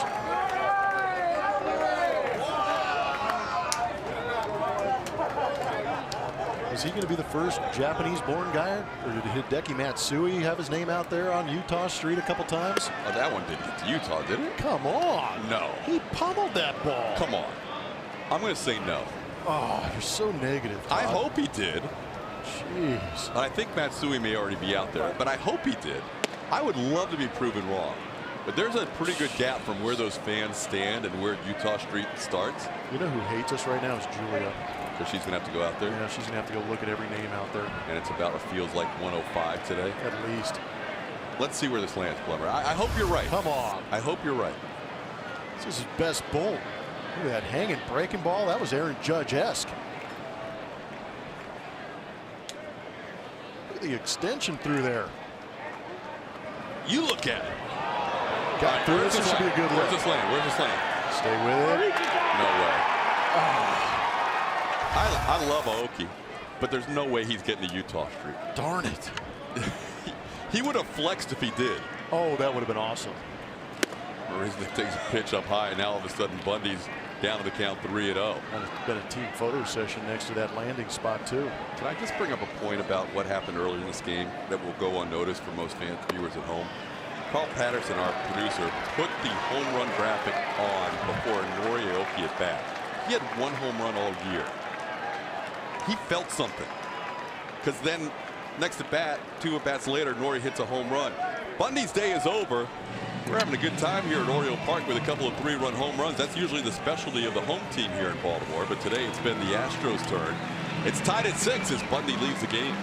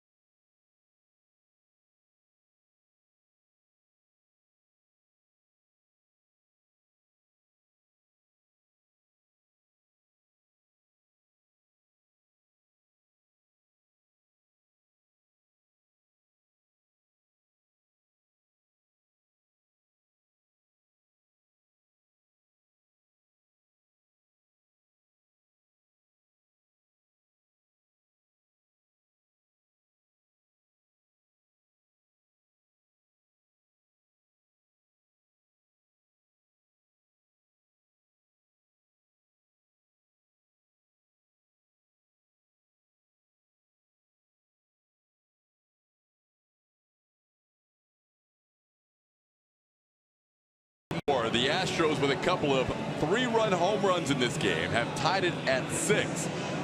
Dylan Bundy out of the game after a walk to Jake Marisnick, and the new pitcher is the young right-hander 22-year-old Miguel Castro. Saw Miguel Castro the other night. There's a look at his numbers on the season, making his 19th appearance. That whip is actually pretty good. 12 punch-outs to 6 walks. He's given up 4 home runs in those previous 18 appearances. Throws extremely hard in the mid-90s. Also has a changeup slider.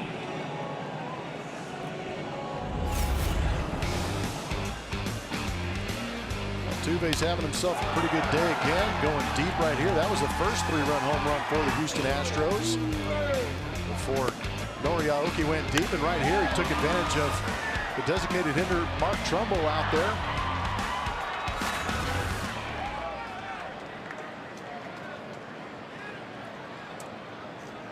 Castro will check the runner Marisnick on first. Bundy kind of hit a wall here in the 6th inning. Walked Jake on 4 pitches after allowing that Nori Aoki home run. Also walked Bregman after getting ahead of the count 0-2. That's an at-bat he'd like to have back. Nori with a 3-run home run, his 2nd home run of the season. Altuve with a runner on the move. Bullet into left field. Marisnick to 3rd. He will be held there. Altuve with 3 consecutive hits. And the Astros have runners on 1st and 3rd. Still only 1 out in the 6th inning. With that single now, Aoki and Altuve are a triple shy of the cycle. Can't sneak the cheese past Altuve. Quick hands, getting the barrel through this baseball. Nicely done. Jake on the move, gaining an extra 90 feet.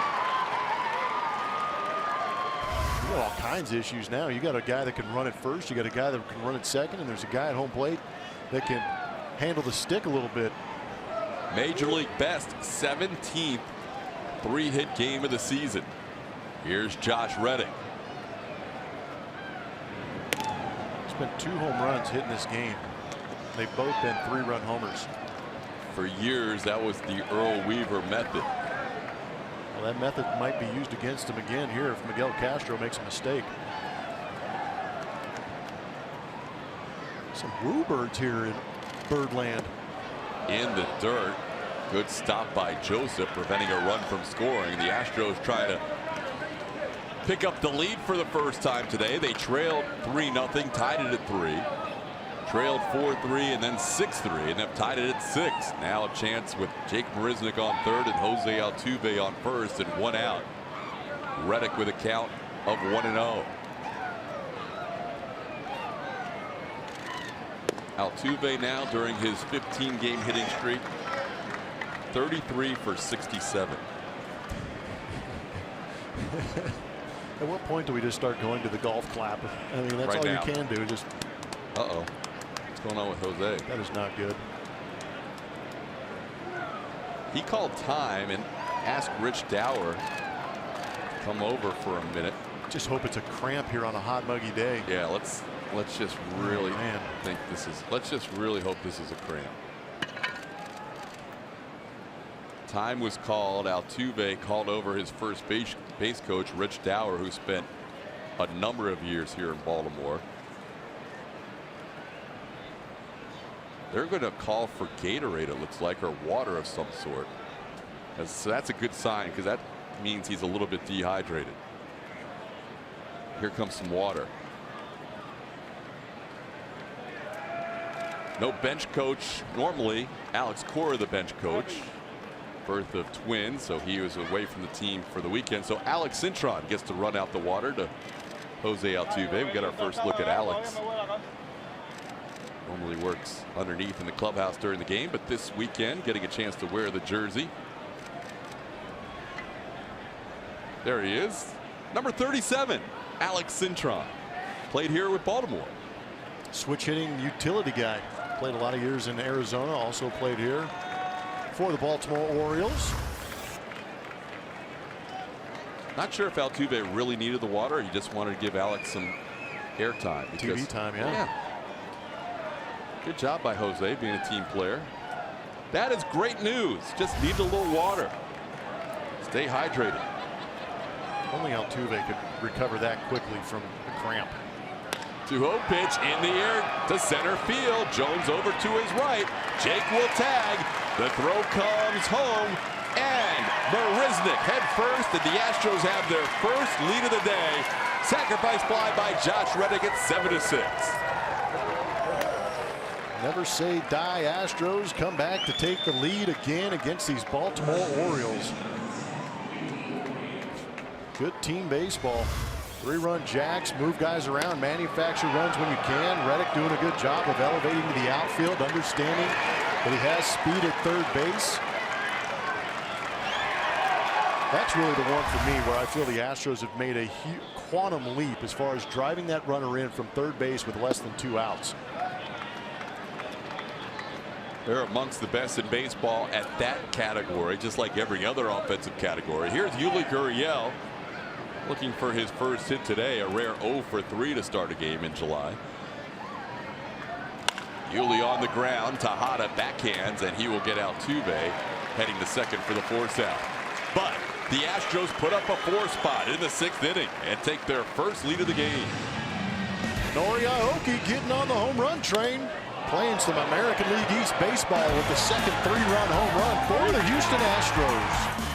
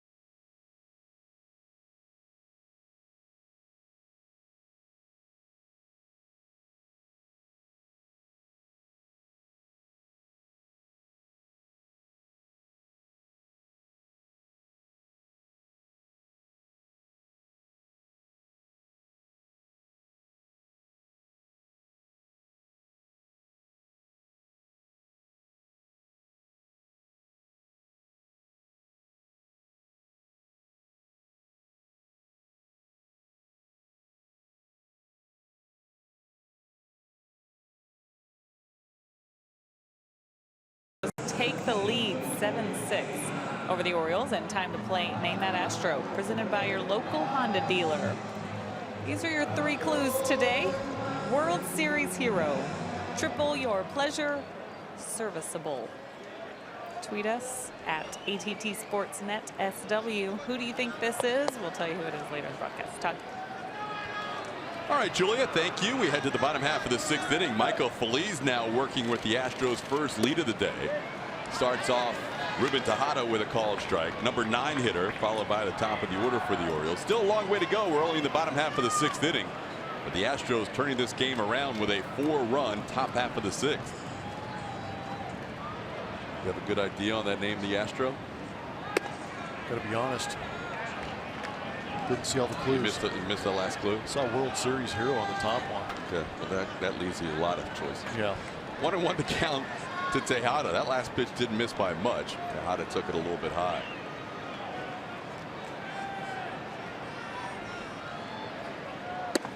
Feliz took over for Lance McCullers with 2 outs and a runner on second in the last inning.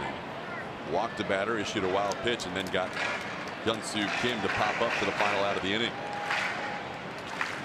Tejada's hit into a couple of double plays in this game, leading off here in the 6th. Feliz a little wild. It's 3-1. Okay.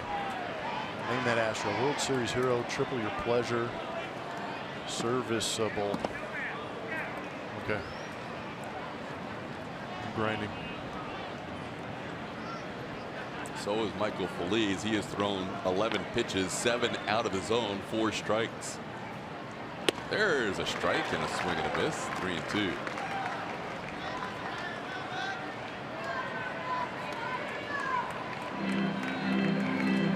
Phillies, when he's on, will have that fastball around 96, 97. That's about a mile and a half faster than we saw last year with the heater.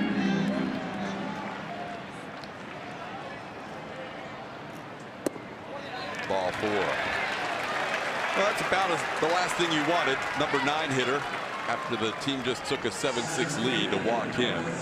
Now off to face Adam Jones, Manny Machado, and Jonathan Scope.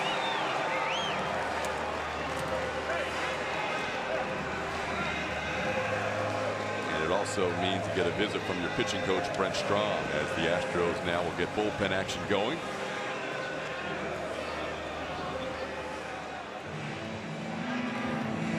Chris Davinsky up in that Astro bullpen, and this may not be a very polite conversation between Brent Strom and Michael Phillies. That's a second walk for Michael Phillies since he came in.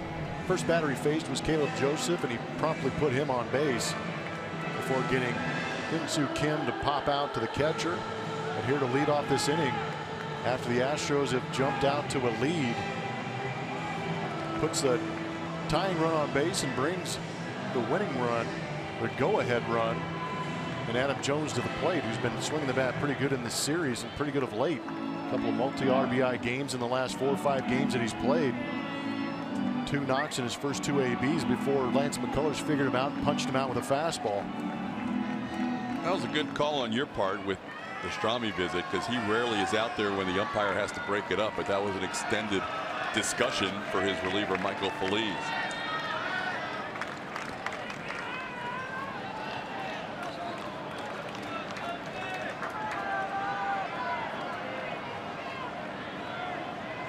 The pitching coach gets the good visit, bad visit. Well, we've heard AJ will critique the visits from Brent Strom. Let's see if it turns out the way AJ wants it to. The other thing he may have done, in addition to discussing things with Phillies, was provide a little stall tactic, because now he's had Phillies throw over the first 2 times just to get that bullpen with Devo warming up loose.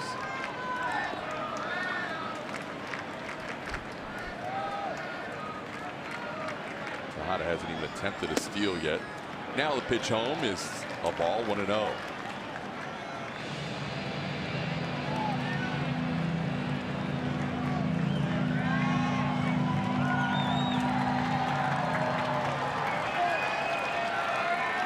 Phillies pitched an inning here on Friday night, allowed a run, but struck out 3. Having trouble with the strike zone in this inning. It's 2-0 on Adam Jones. 10 of 15 pitches outside of the strike zone. AJ Hinch knows the offense can only come back so many times. He needs his right-handed reliever to throw a strike soon. Well, you know the Astros are going to give you at least 1 more run before the end of this ball game. They're at 7 now. Swing and a miss, and a fastball up. It's 2-1. Big cut. Yeah, that was I'm sorry to cut you off, but that was an aggressive fastball against an aggressive hitter in Adam Jones.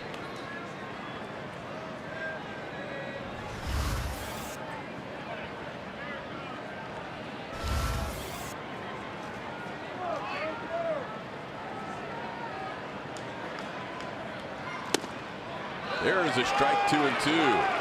Jones didn't like the called 3rd strike on him the last time up. He didn't like the 2-1 call here. Well, you're exactly right. Does catch a part of our MD Anderson strike zone down around the knees. That is 98 pumped low in the zone.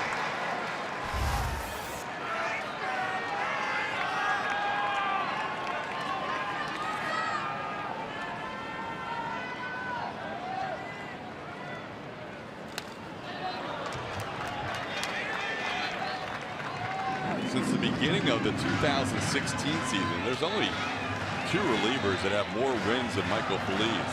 Michael Givens, who pitches in the Baltimore bullpen, has 14. Andrew Miller has 13.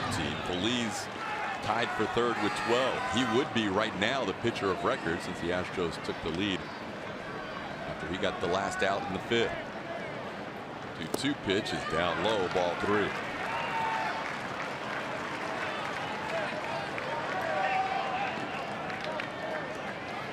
Astros have been having their share of trouble getting the ball to the back end of the bullpen. The bridge guys have been giving up some runs here in July. 3-2 pitch on the ground, base hit into left field. First 2 on in the bottom half of the 6th inning. Adam Jones has 3 hits in the game.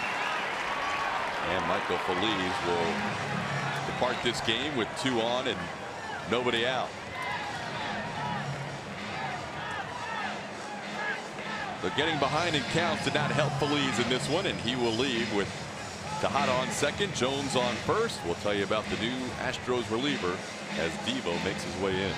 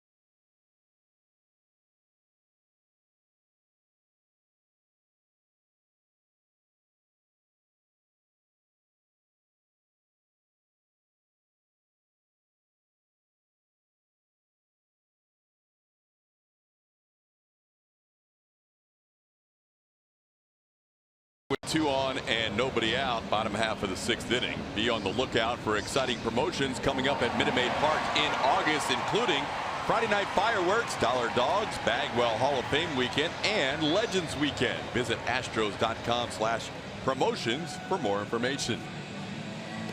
A couple of Team Puerto Rico fans here. Carlos Beltran and Carlos Correa participating on that team as the Astros go back to the bullpen, and this time it's Chris Davinsky. Rough timeout last time, pitched on the 21st here in Baltimore. Went a third of an inning, gave up 1 hit, 1 run. It was a big home run from Jonathan Scope. Yet he qualified for his 14th hold. He only threw 4 pitches. Ended up leaving that game with 2 outs in the bottom half of the 9th inning, and Ken Giles came on to pick up the save. Here, Davinsky inherits 2 runners on with nobody out in a 1-run game. And he faces the teeth of the Orioles lineup, Manny Machado, followed by Jonathan Scope and Mark Trumbo. Machado struck out twice against Lance McCullers. Also walked against Lance.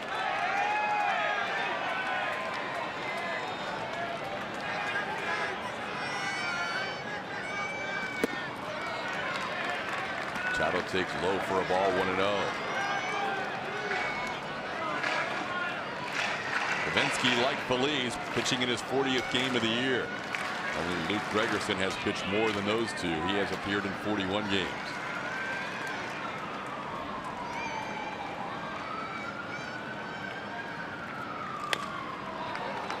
At the plate, it's 1-1.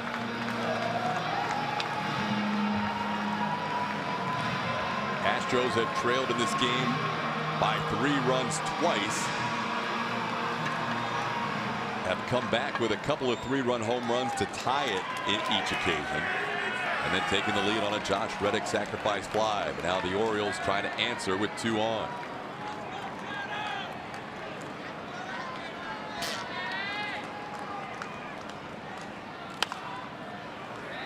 Davinsky ahead of the count, 1-2.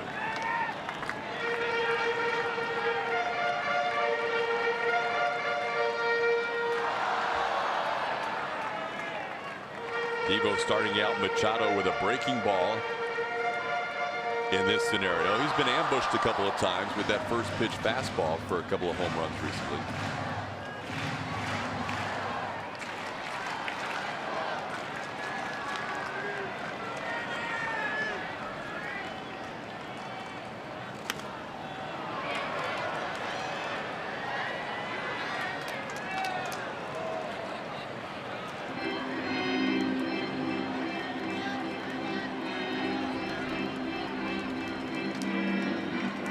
Like Manny Machado's too concerned about this AB against Devo. He's taking some monster hacks at a couple of pitches already. Monster hacks usually don't do well against the changeup, the circle of death. Hung that last one. That one's outside, 2-2.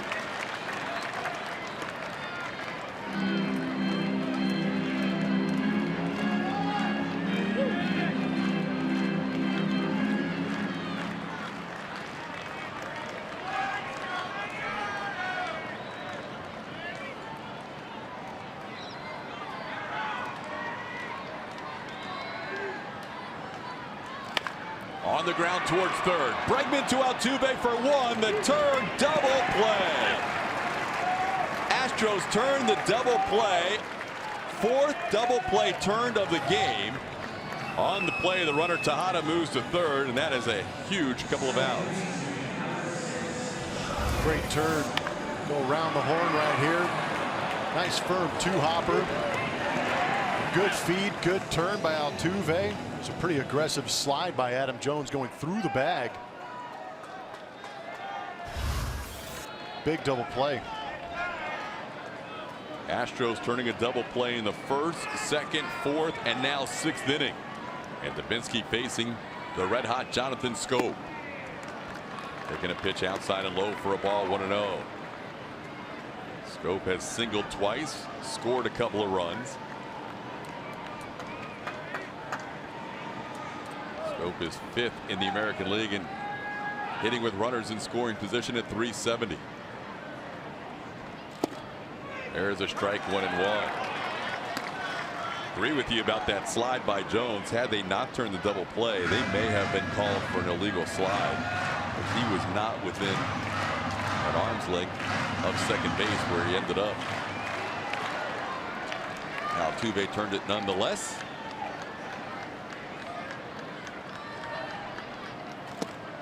Swing and a miss. Davinsky ahead, 1-2. A little bit different sequence to get to this point. Not done yet.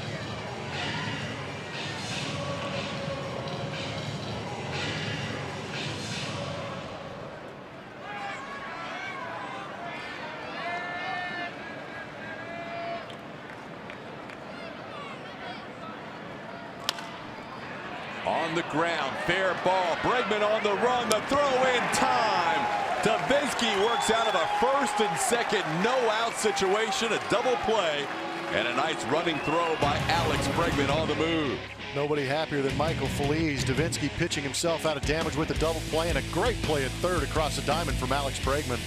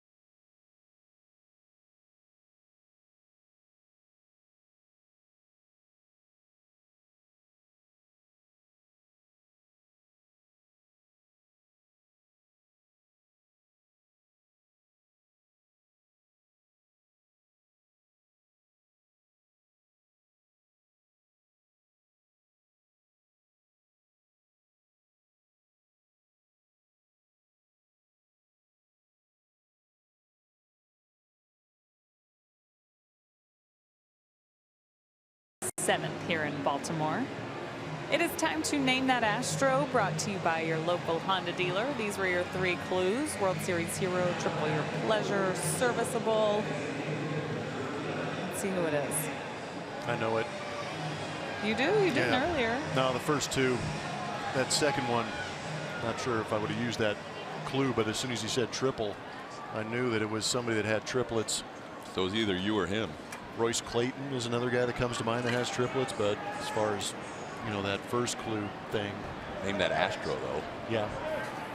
Either I went through the triplet guys that I know in the league, and I only know 2 besides me. And like you said, the Astro kind of threw it off for Royce Clayton. We totally cut you off, Julia. Did you have anything else to add? No, you guys are great. Great work. Appreciate you. Stay cool. Here's Evan Gattis leading things off. 7th inning baseball. Astros lead 7-6. Gattis looking for his first hit, has flied out 3 times. He's picked on a different outfielder each time. Right field his first time up, left field his second time up, and center field his 3rd try. How about over their heads this time around? He's going to have to get it ready. That last pitch came in at 99. Ooh. Even hot gun or not, that's serious. Firm. And you got that little pitch there. Nasty breaking ball. It's 1-2. Only 22 years old. This kid has a live arm. Miguel Castro.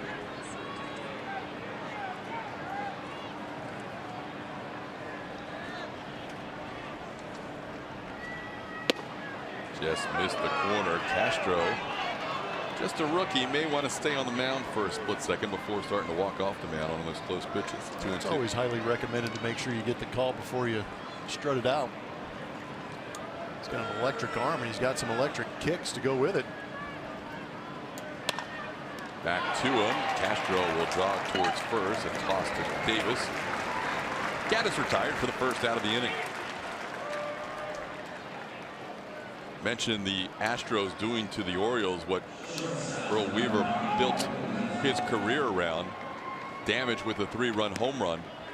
Back in the day, there's guys like Boog Powell and Big Frank Robinson. Reggie Jackson hit 27 home runs here one year. Lee May, Eddie Murray, big guys that can hit the ball a long way. Today, the 3-run home runs from the Astros have come from 164-pound Jose Altuve and 176-pound Nori Aoki. Putting everything they've got into it. It's a beautiful game. You can be the smallest and second smallest player out there and still hit 3-run bombs. Both of them together average at 1 Altuve apiece.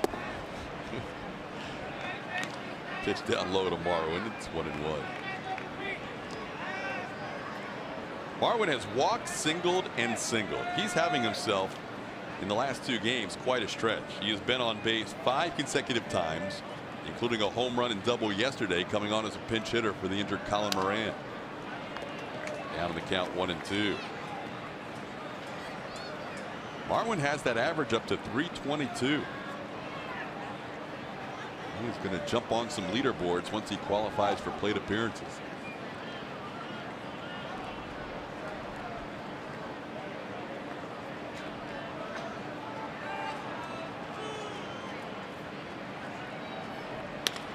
This time slowly hit towards Davis.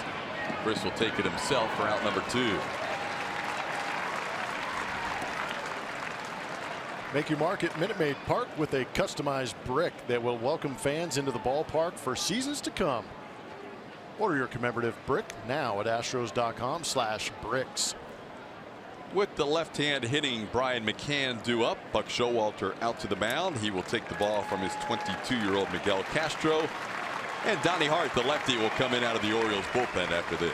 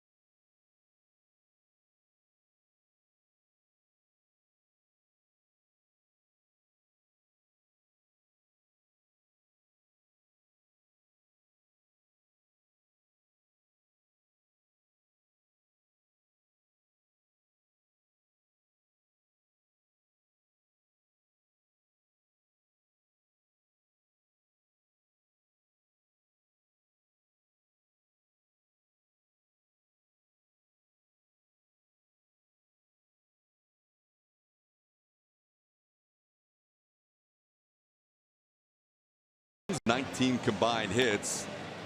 Bases are cleared with 2 outs. New pitcher. Saw him yesterday. Left-hander Donnie Hart.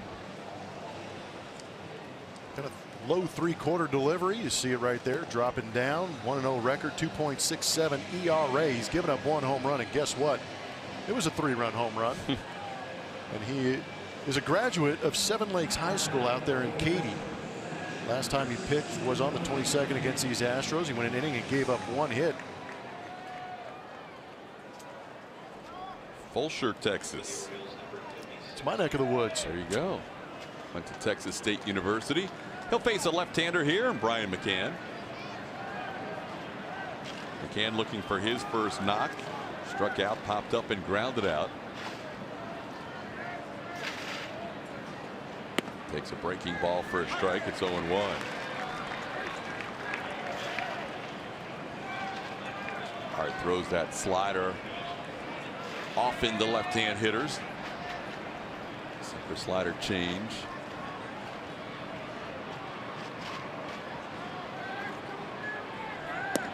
Won't overpower you with the fastball. That's about as hot as it gets at 89. 1-1 the count. Astros lead this game 7-6. Chris Davinsky working through the bottom half of the 6th inning, inheriting 2 runners on first and second and nobody out. Got a double play and then a ground ball and a nice play by Alex Bregman to end the inning. 2-1 to McCann.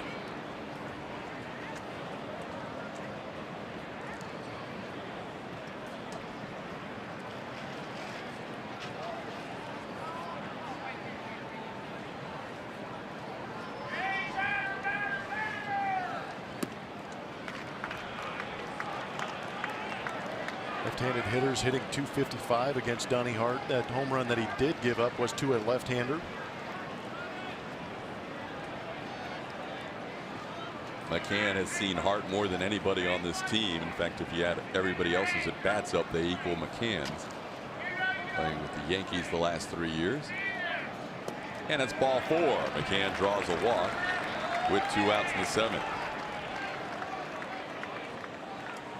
Well, that's not what Buck Showalter had in mind when he brought in the lefty to face the lefty. Now Hart will have to face Alex Bregman.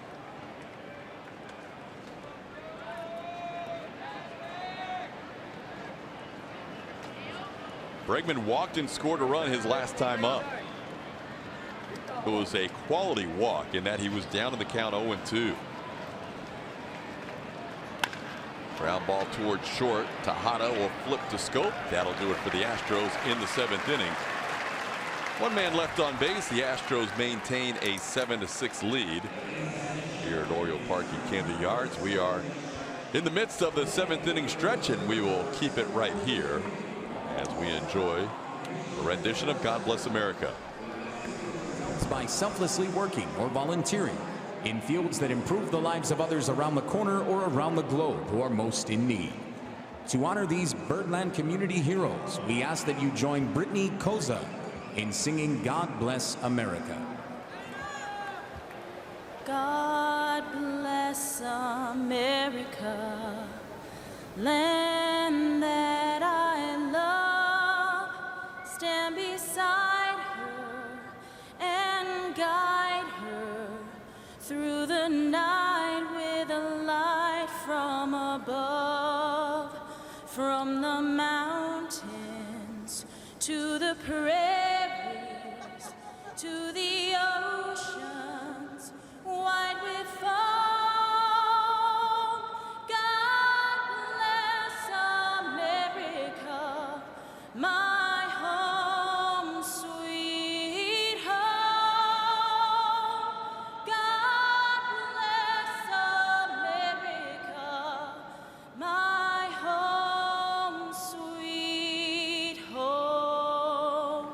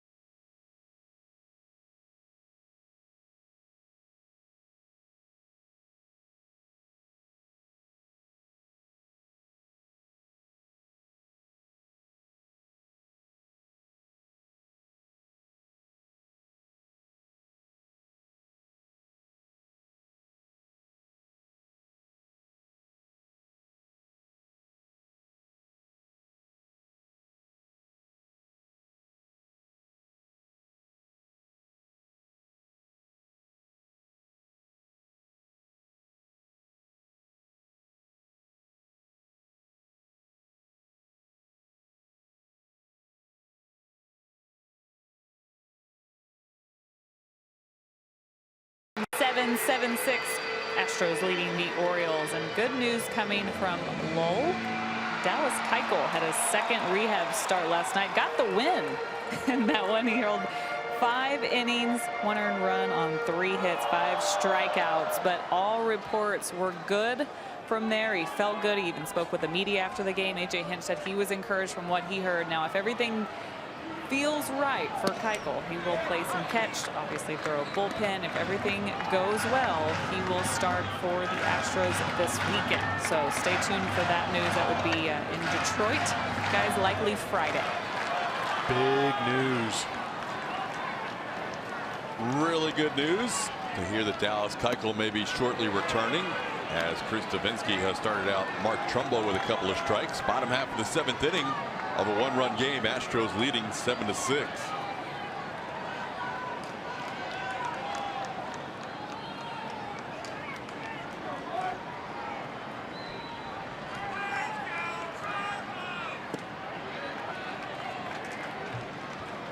Keuchel was activated from the disabled list on May 27th, and then shortly thereafter went right back on the DL.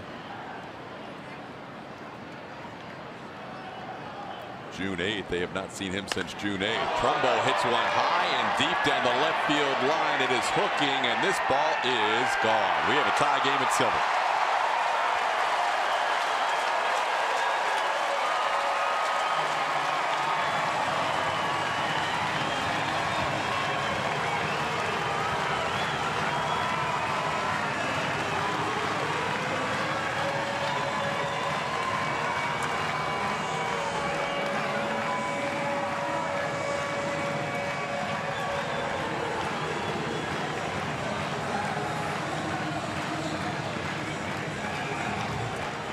Not just hitters can go through slumps.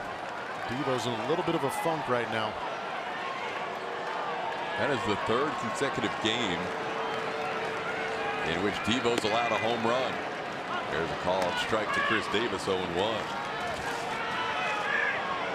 We have been spoiled throughout this season watching Devo pitch quite well.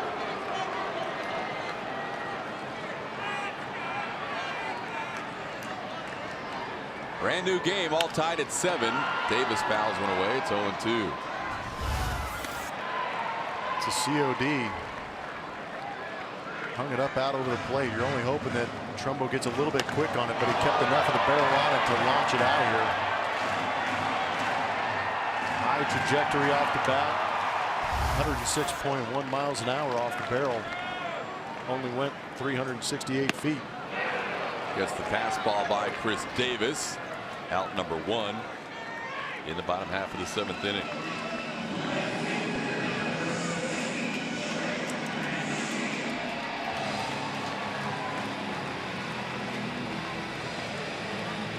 Jonathan Scope hit the home run against Davinsky in game 1 of this series, a game the Astros were comfortably ahead 8-1, and then it was 8-2 heading into the 9th.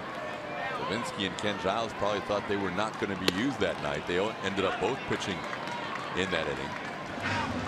Scope hitting a 3-run home run against Devo, and then Davinsky picked up an out before Giles got the final out.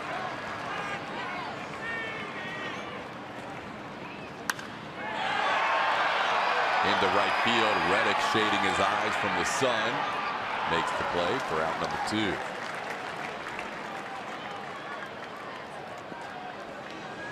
A 2-out bases cleared in the 7-7 game. The 3 home runs allowed in the last 3 appearances by Davinsky have all been hit by right-hand hitters.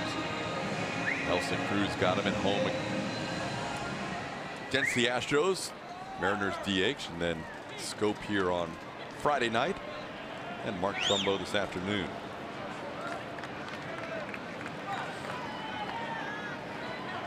Trey Mancini flies to right, and now Caleb Joseph will bat with 2 outs. Joseph has walked a couple of times and also grounded out.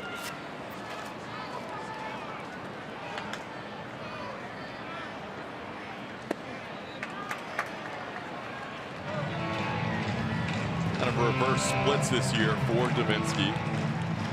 has dominated against left-hand hitters. Has done very well against righties too, but the lefties have only hit 109 against him. 222 against righties. Now 2-1 count on Joseph. Astros offense will be asked once again to give the team a lead. They have tied it a couple of times with 3-run home runs. They have taken the lead momentarily, and now the game's tied once again. Joseph fouls one back. It's 2-2.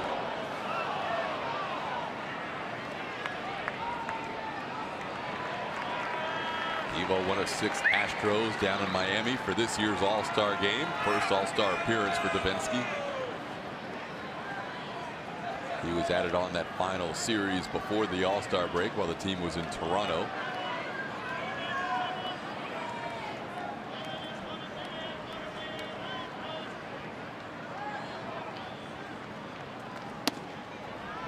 A little bit away, 3-2.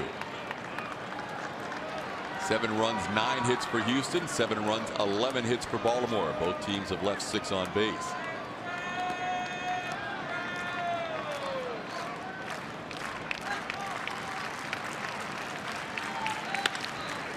Gonzalez to his left. Gloves nicely and throws, and that'll do it for the Orioles. But a leadoff home run by Mark Trumbo has tied the game at 7. We head to the 8th.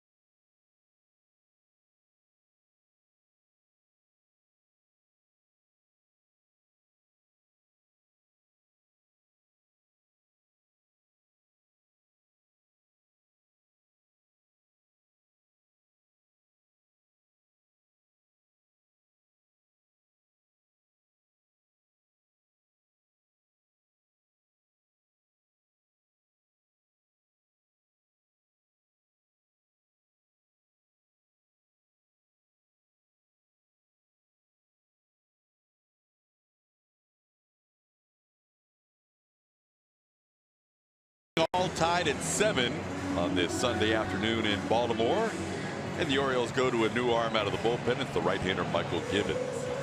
Pretty good arm in Michael Gibbons. The High Sox going. The record is 6-0. Great ERA at 2.01. That whip is under 1. Throwing 95 miles an hour. Changeup, slider mixed in there. There are 2 hitters batting in this inning that have a chance for the cycle. One of them's the beast from the Far East. Orioles jumping on that pitch in his first AB for that ground rule double. Next was a nice little knock, floating that one in front of Adam Jones. And then the big one right here, hang it, and he'll crank it. Big 3-run home run from Nori. So both Nori, who leads off, and Jose Altuve, who bats 3rd in this inning, a triple away from the 9th cycle in Astros history. The last cycle hit for Houston was Brandon Barnes in the 2013 season. Nori a perfect 3 for 3. Has that average up to 282. It's gone up 12 points today and takes a pitch from Gibbons outside for ball 1. Astros have trailed by 3 a couple of times, and now the 3rd tie of the game. Tied at 3, tied at 6. Now we're tied at 7.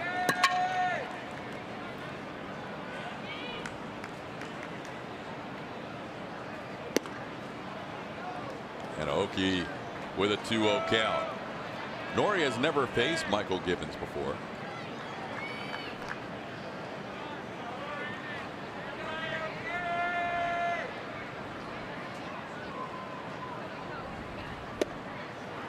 There's a strike. It's 2-1. Somebody tell Nori he can't bunt for a triple.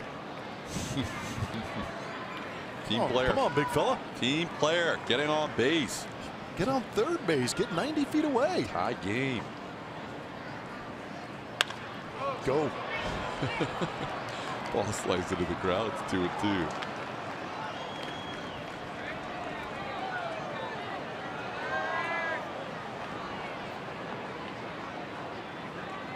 Nori's scored a couple of runs and driven in 3 with that 3-run homer.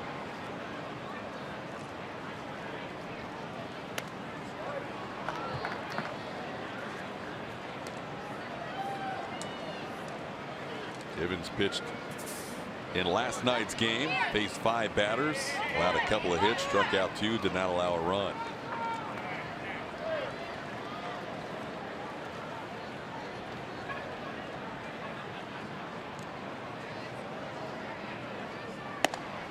Givens gets Aoki on strikes there to start the 8th.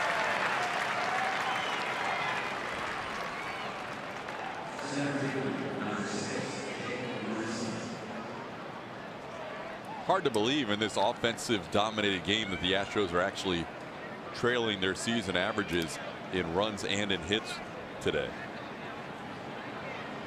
They have been averaging 7.17 runs per game and over 11 hits per game.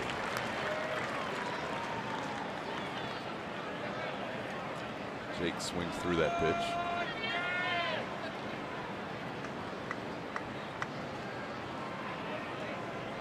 Jake has scored a couple of runs. Infield hit and a walk. 11 hits per game has been over the last month or so. 7.17 runs per game has been over the whole year.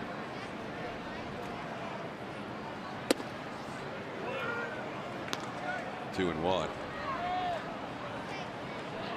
This is the projected all-time most hits on the road. Again, I'm concerned about the pitching in the 1930s, but the Astros doing some serious damage in this era of analytics, putting up some big numbers on the road. We did a little research before the game on that 1930 season. That was a huge offensive season across the board. There weren't too many pitchers getting multi-year contracts out of that 1939 season. The entire National League as a league hit over 300 that year. They changed the baseball the next year. Things went dramatically down. 26-point difference from 30 to 31. 3-2 pitch, and Givens has struck out both batters he has faced, getting Aoki and Marisnik back to back. Sign up your kids to be an Astros Buddy member for only $25. Members get an exclusive Astros backpack, socks, cap, and ticket vouchers for an Astros home game. Visit astros.com/buddies to buy your membership now. 2 outs, base is empty. Jose Altuve, who has 3 consecutive hits at the plate. Altuve homered in the 3rd, doubled in the 5th, struck out in the 6th. Givens has given Altuve trouble in his career. Jose is 0 for 6 against Michael Givens, including a strikeout yesterday.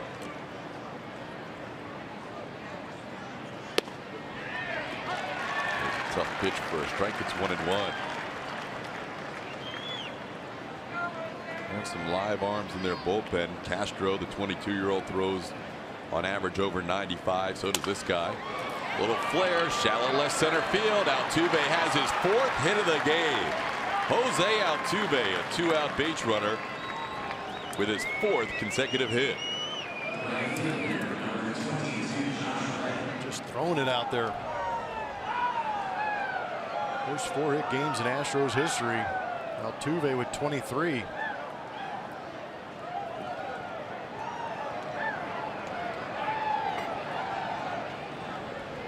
Josh Reddick will get a chance to bat with Altuve on first and 2 outs.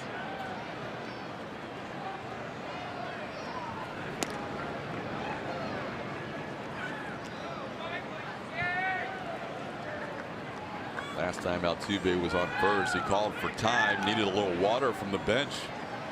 He was cramping up over there, but seems to be fine now. There he goes. Pitches a wild pitch.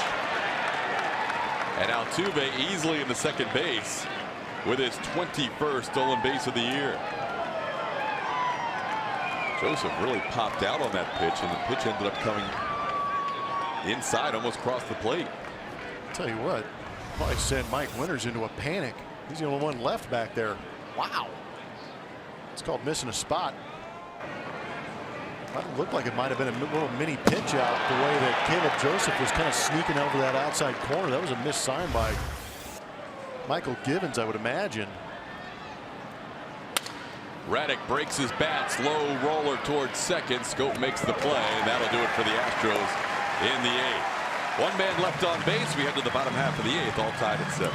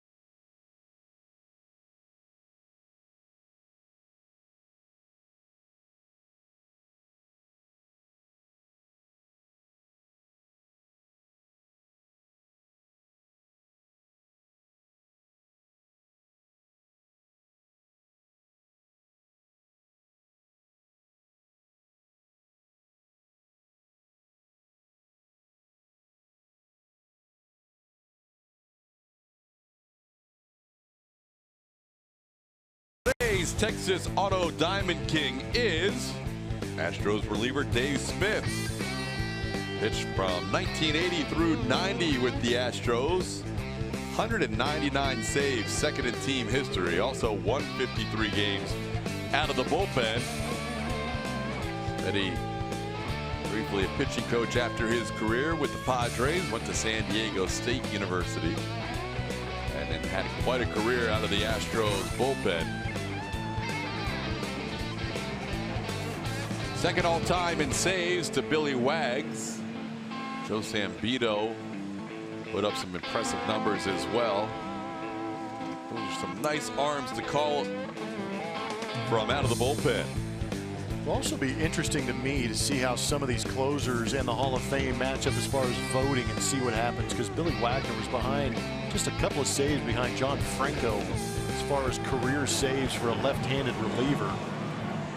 Billy Wagner had 422 on his career. Bottom half of the 8th inning, the Astros will call on their bullpen once again, and this time it's Luke Gregerson. Pitched well last time he was out there. Looking to keep this game right where it is. Picked up his 14th hold yesterday, going an inning, getting a strikeout.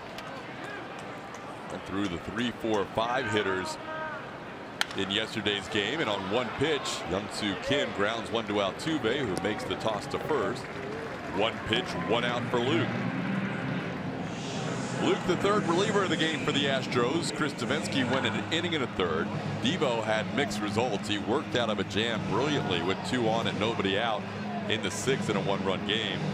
But then he gave up a leadoff home run in the 7th to tie the game. Michael Feliz pitched a third of an inning, and 3 of the 4 batters he faced reached base. Those 2 guys behind the starter Lance McCullers Jr., who lasted 4 2/3 innings today. And now it's up to Luke Gregerson. Ruben Tejada, the batter. Tejada walked his last time up, is also grounded into a couple of double plays. Pitch misses, ball one.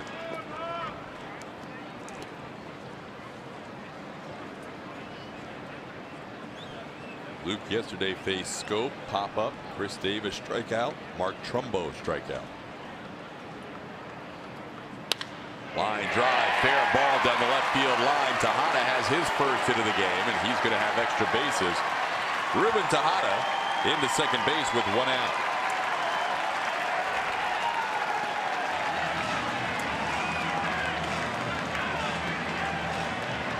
Ruben Tejada's had himself a pretty good series. A couple of knocks in some key situations, but he's also played a great shortstop, taking advantage of a mistake sinker from Luke Gregerson, tailing to that inner third.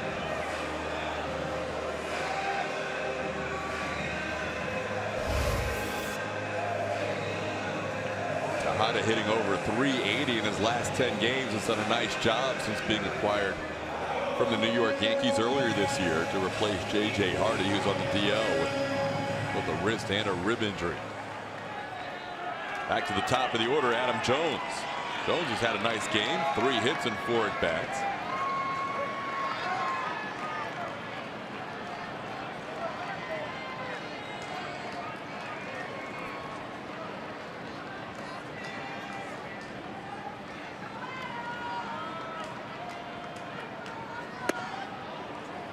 Luke starts him off with a strike.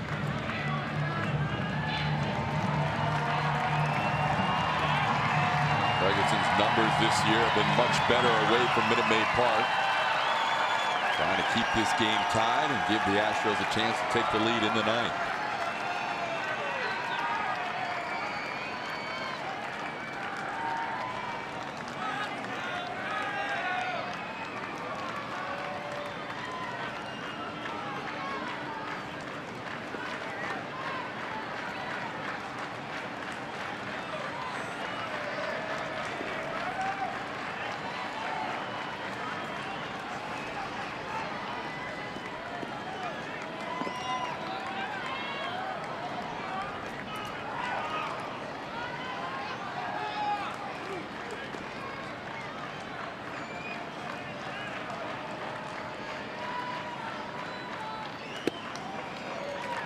One and one the count. Jones knocked in a run with the second of his 3 singles.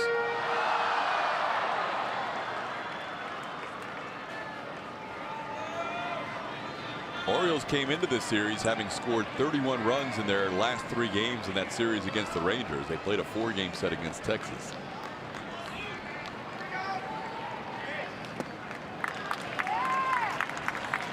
Baltimore scoring 7 on Friday, 4 last night, tied at 7 today.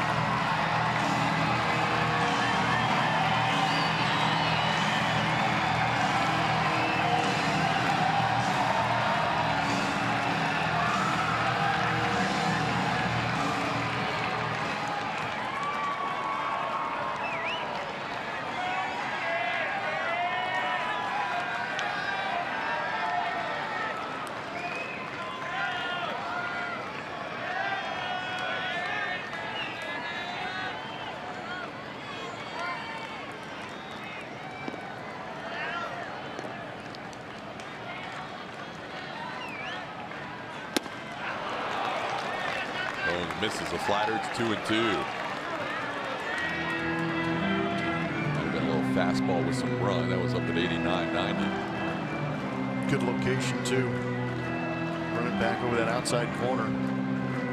Maybe you get him leaning out there, spin that slider over that outer third and have it break off the plate and see if you can get that chase.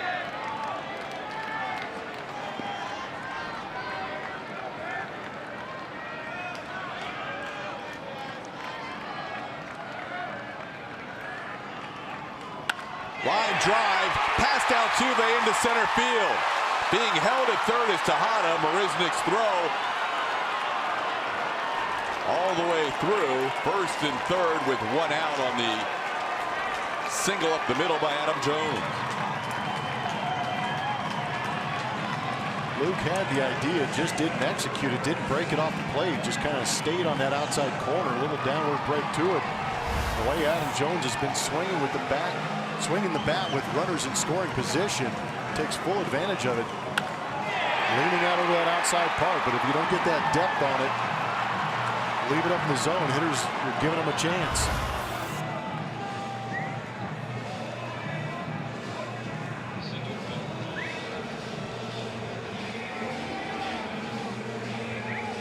Four-hit game for Adam Jones.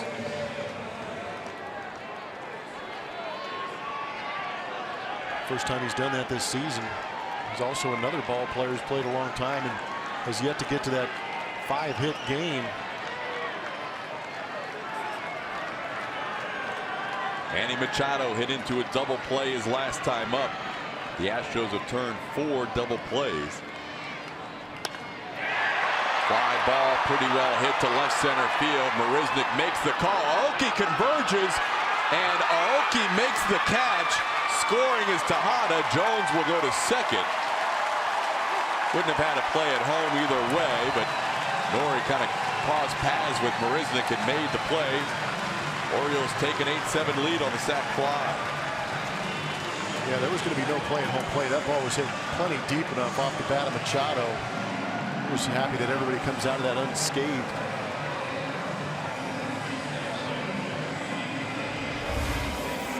Jake covers a lot of ground. Center fielder usually takes control of those plays.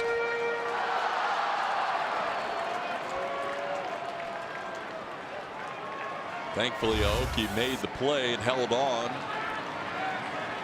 So Luke Gregerson trying to keep this to just a 1-run game now after that sac fly, facing the red-hot Jonathan Scope. 2 more hits today. Scope chops one foul at the plate.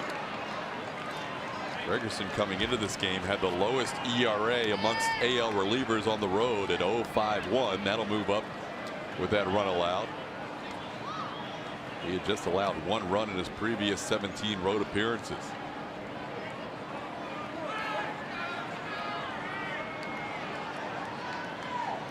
8-7 Orioles. The Astros will be asked for a 3rd time to try and come from behind in this game. Down 3-0, down 6-3, now down 8-7.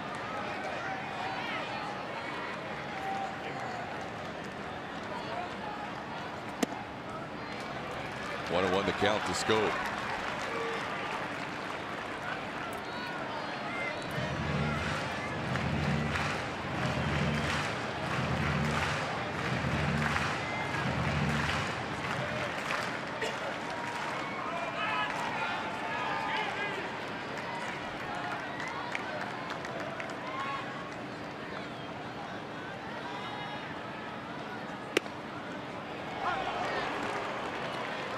Looking ahead to the bottom half of the 9th inning, the Astros will have their 3G network. Yuli Gurriel, Evan Gattis, and Marwin Gonzalez due up.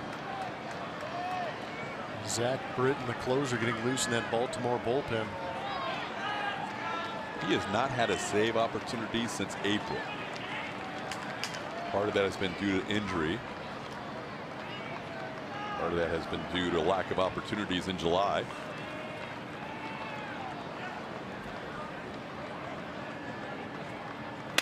One-two, broken bat. On comes Marisnick. It's falling fast, and that's a base hit. Adam Jones around third will score. The throw goes all the way to the backstop, sending Scope to second. And the Orioles lead this game 9-7.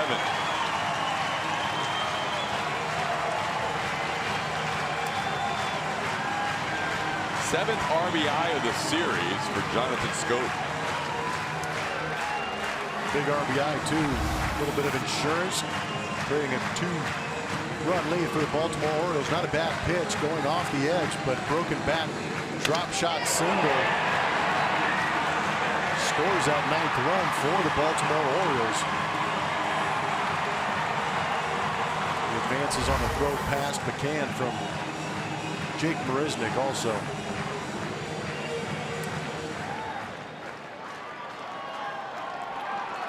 Here's the guy that tied the game. Mark Trumbo hitting a solo home run Lead off the bottom half of the 7th inning, tied the game at 7. Now he bats with his team up 9-7 in the 8th.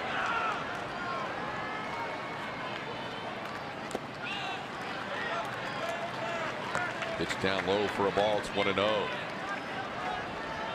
Well, of the 4 pitchers today used by the Astros, not one has really come in and closed the door. Lance McCullers struggled through 4 2/3 innings. Allowed a career high tying 9 hits and a career high tying 6 earned runs. Michael Feliz was wild. Allowed 3 of 4 base runners to reach. Chris Davinsky, great working out of a jam, but then allowed the game tying home run. And now Luke Gregerson allowing 2 in the 8th.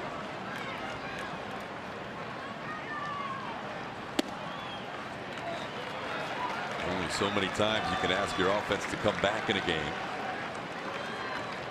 2-0 the count to Trumbo. And the bullpen's been getting a lot of use also. So Francis Martez going 2 1/3 yesterday. Had to have Devo go 2 today. Early exit from Lance McCullers.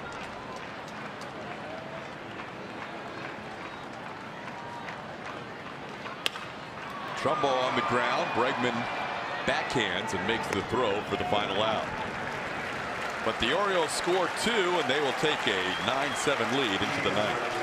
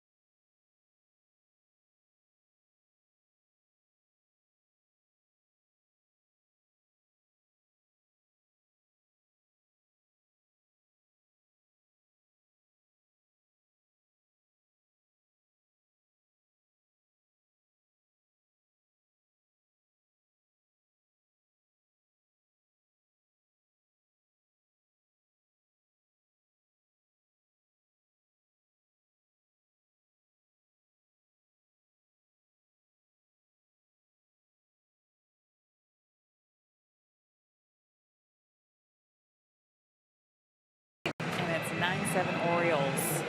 It's time to reveal the winner of today's Chevy Stroh poll. Thanks for voting. Thanks for following at ATT Sportsnet SW. We asked you how many road wins would the Astros finish with in 2017. 52% going with the 55-65. Like it, strong to quite strong. We go to the 9th in a 2-run game. Astros down by 2. Yuli Gurriel will lead off against the Orioles closer Zach Britton, who has not had a save opportunity since April 14th when he saved the game in Toronto. Been on the DL a couple of times. Pretty good streak going though, of 54 straight saves converted. Pretty good. Yeah. Second longest in Major League history. He's tied with Flash Gordon, Tom Gordon, who saved 54 consecutive games with the Red Sox in the late 90s, 98 and 99.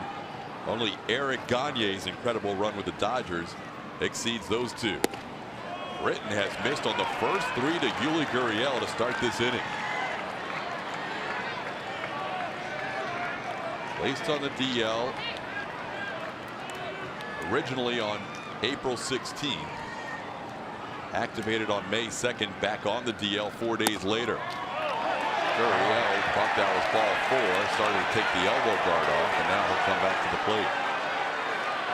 He was generous in a 3-0 count. Seen catching that edge, according to Mike Winters. Britton will throw that sinker 90 to 95% of the time. Such a nasty pitch. That's on the corner. Yuli went to the elbow guard again. It was 3-2. Yuli's usually swinging at everything. He might have to now. Yeah, I was going to say he might have to expand the zone a little bit. Just nibbling. But yeah, Zach Britton throws that sinker 95 plus miles an hour and has some seriously wicked movement on it too. That's why he gets a lot of those ground balls chopped into the ground.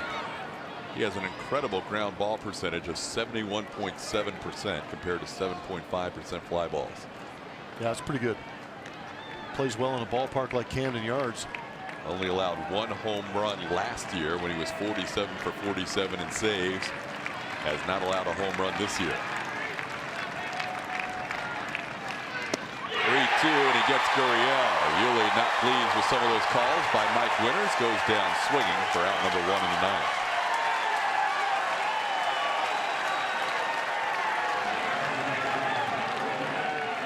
It's unique to see a guy throw as hard as Zach Britton does and watch the bottom fall out of the pitch. It's a good look at it. Left-hander bringing the noise. Just falling underneath that swing from Yuli Gurriel.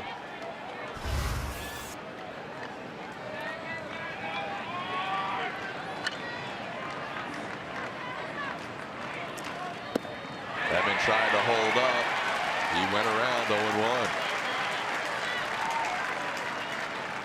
Nobody has more saves in the American League since the start of the 2014 season than Zach Britton. Devin looking for his first hit today. Astros need a runner to bring the tying run to the plate. Britton ahead 0-2. Gurriel had never faced Britton before. Either has Evan Gattis.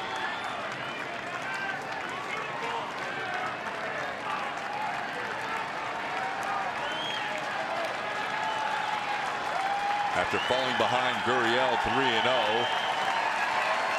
Britton able to strike out the leadoff hitter. Now ahead 0-2 on Gattis.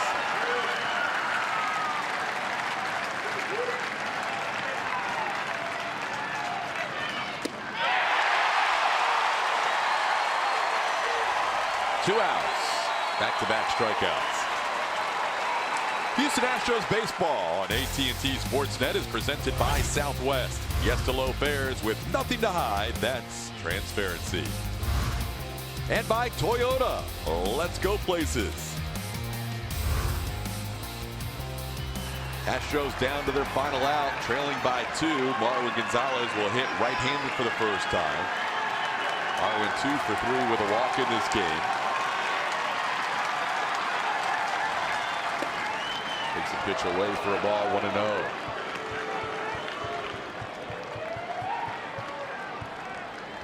Orioles have lost the previous 8 meetings between themselves and the Astros. Trying to win 1 game in this 2017 series. They're 0-5 this year. The 8-game winning streak for Houston dates back to last season. 2-0 to Marwin.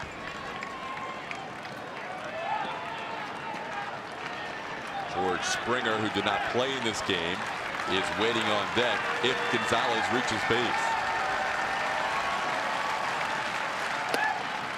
Now it's 3-0. McCann is due up behind Marwin, but the team leader in home runs, George Springer, has the bat. Could be interesting, huh? Like to see it. Me too. George likes hitting here.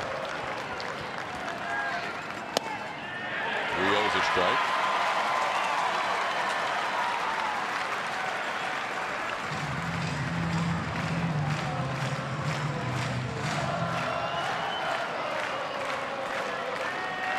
Marwin trying to reach base for the 4th time today and bring the tying run to the plate.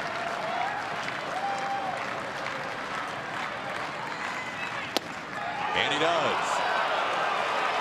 2 walks, 2 singles. Marwin's been on 4 times, and with 2 outs, George Springer will get a chance as a pinch hitter.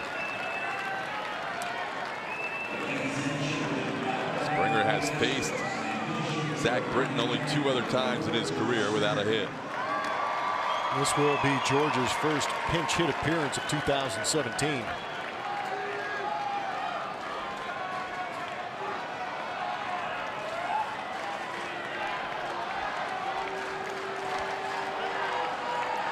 The Astros with their first pinch hit home run of the season in last night's game, a 3-run home run by Marwin Gonzalez.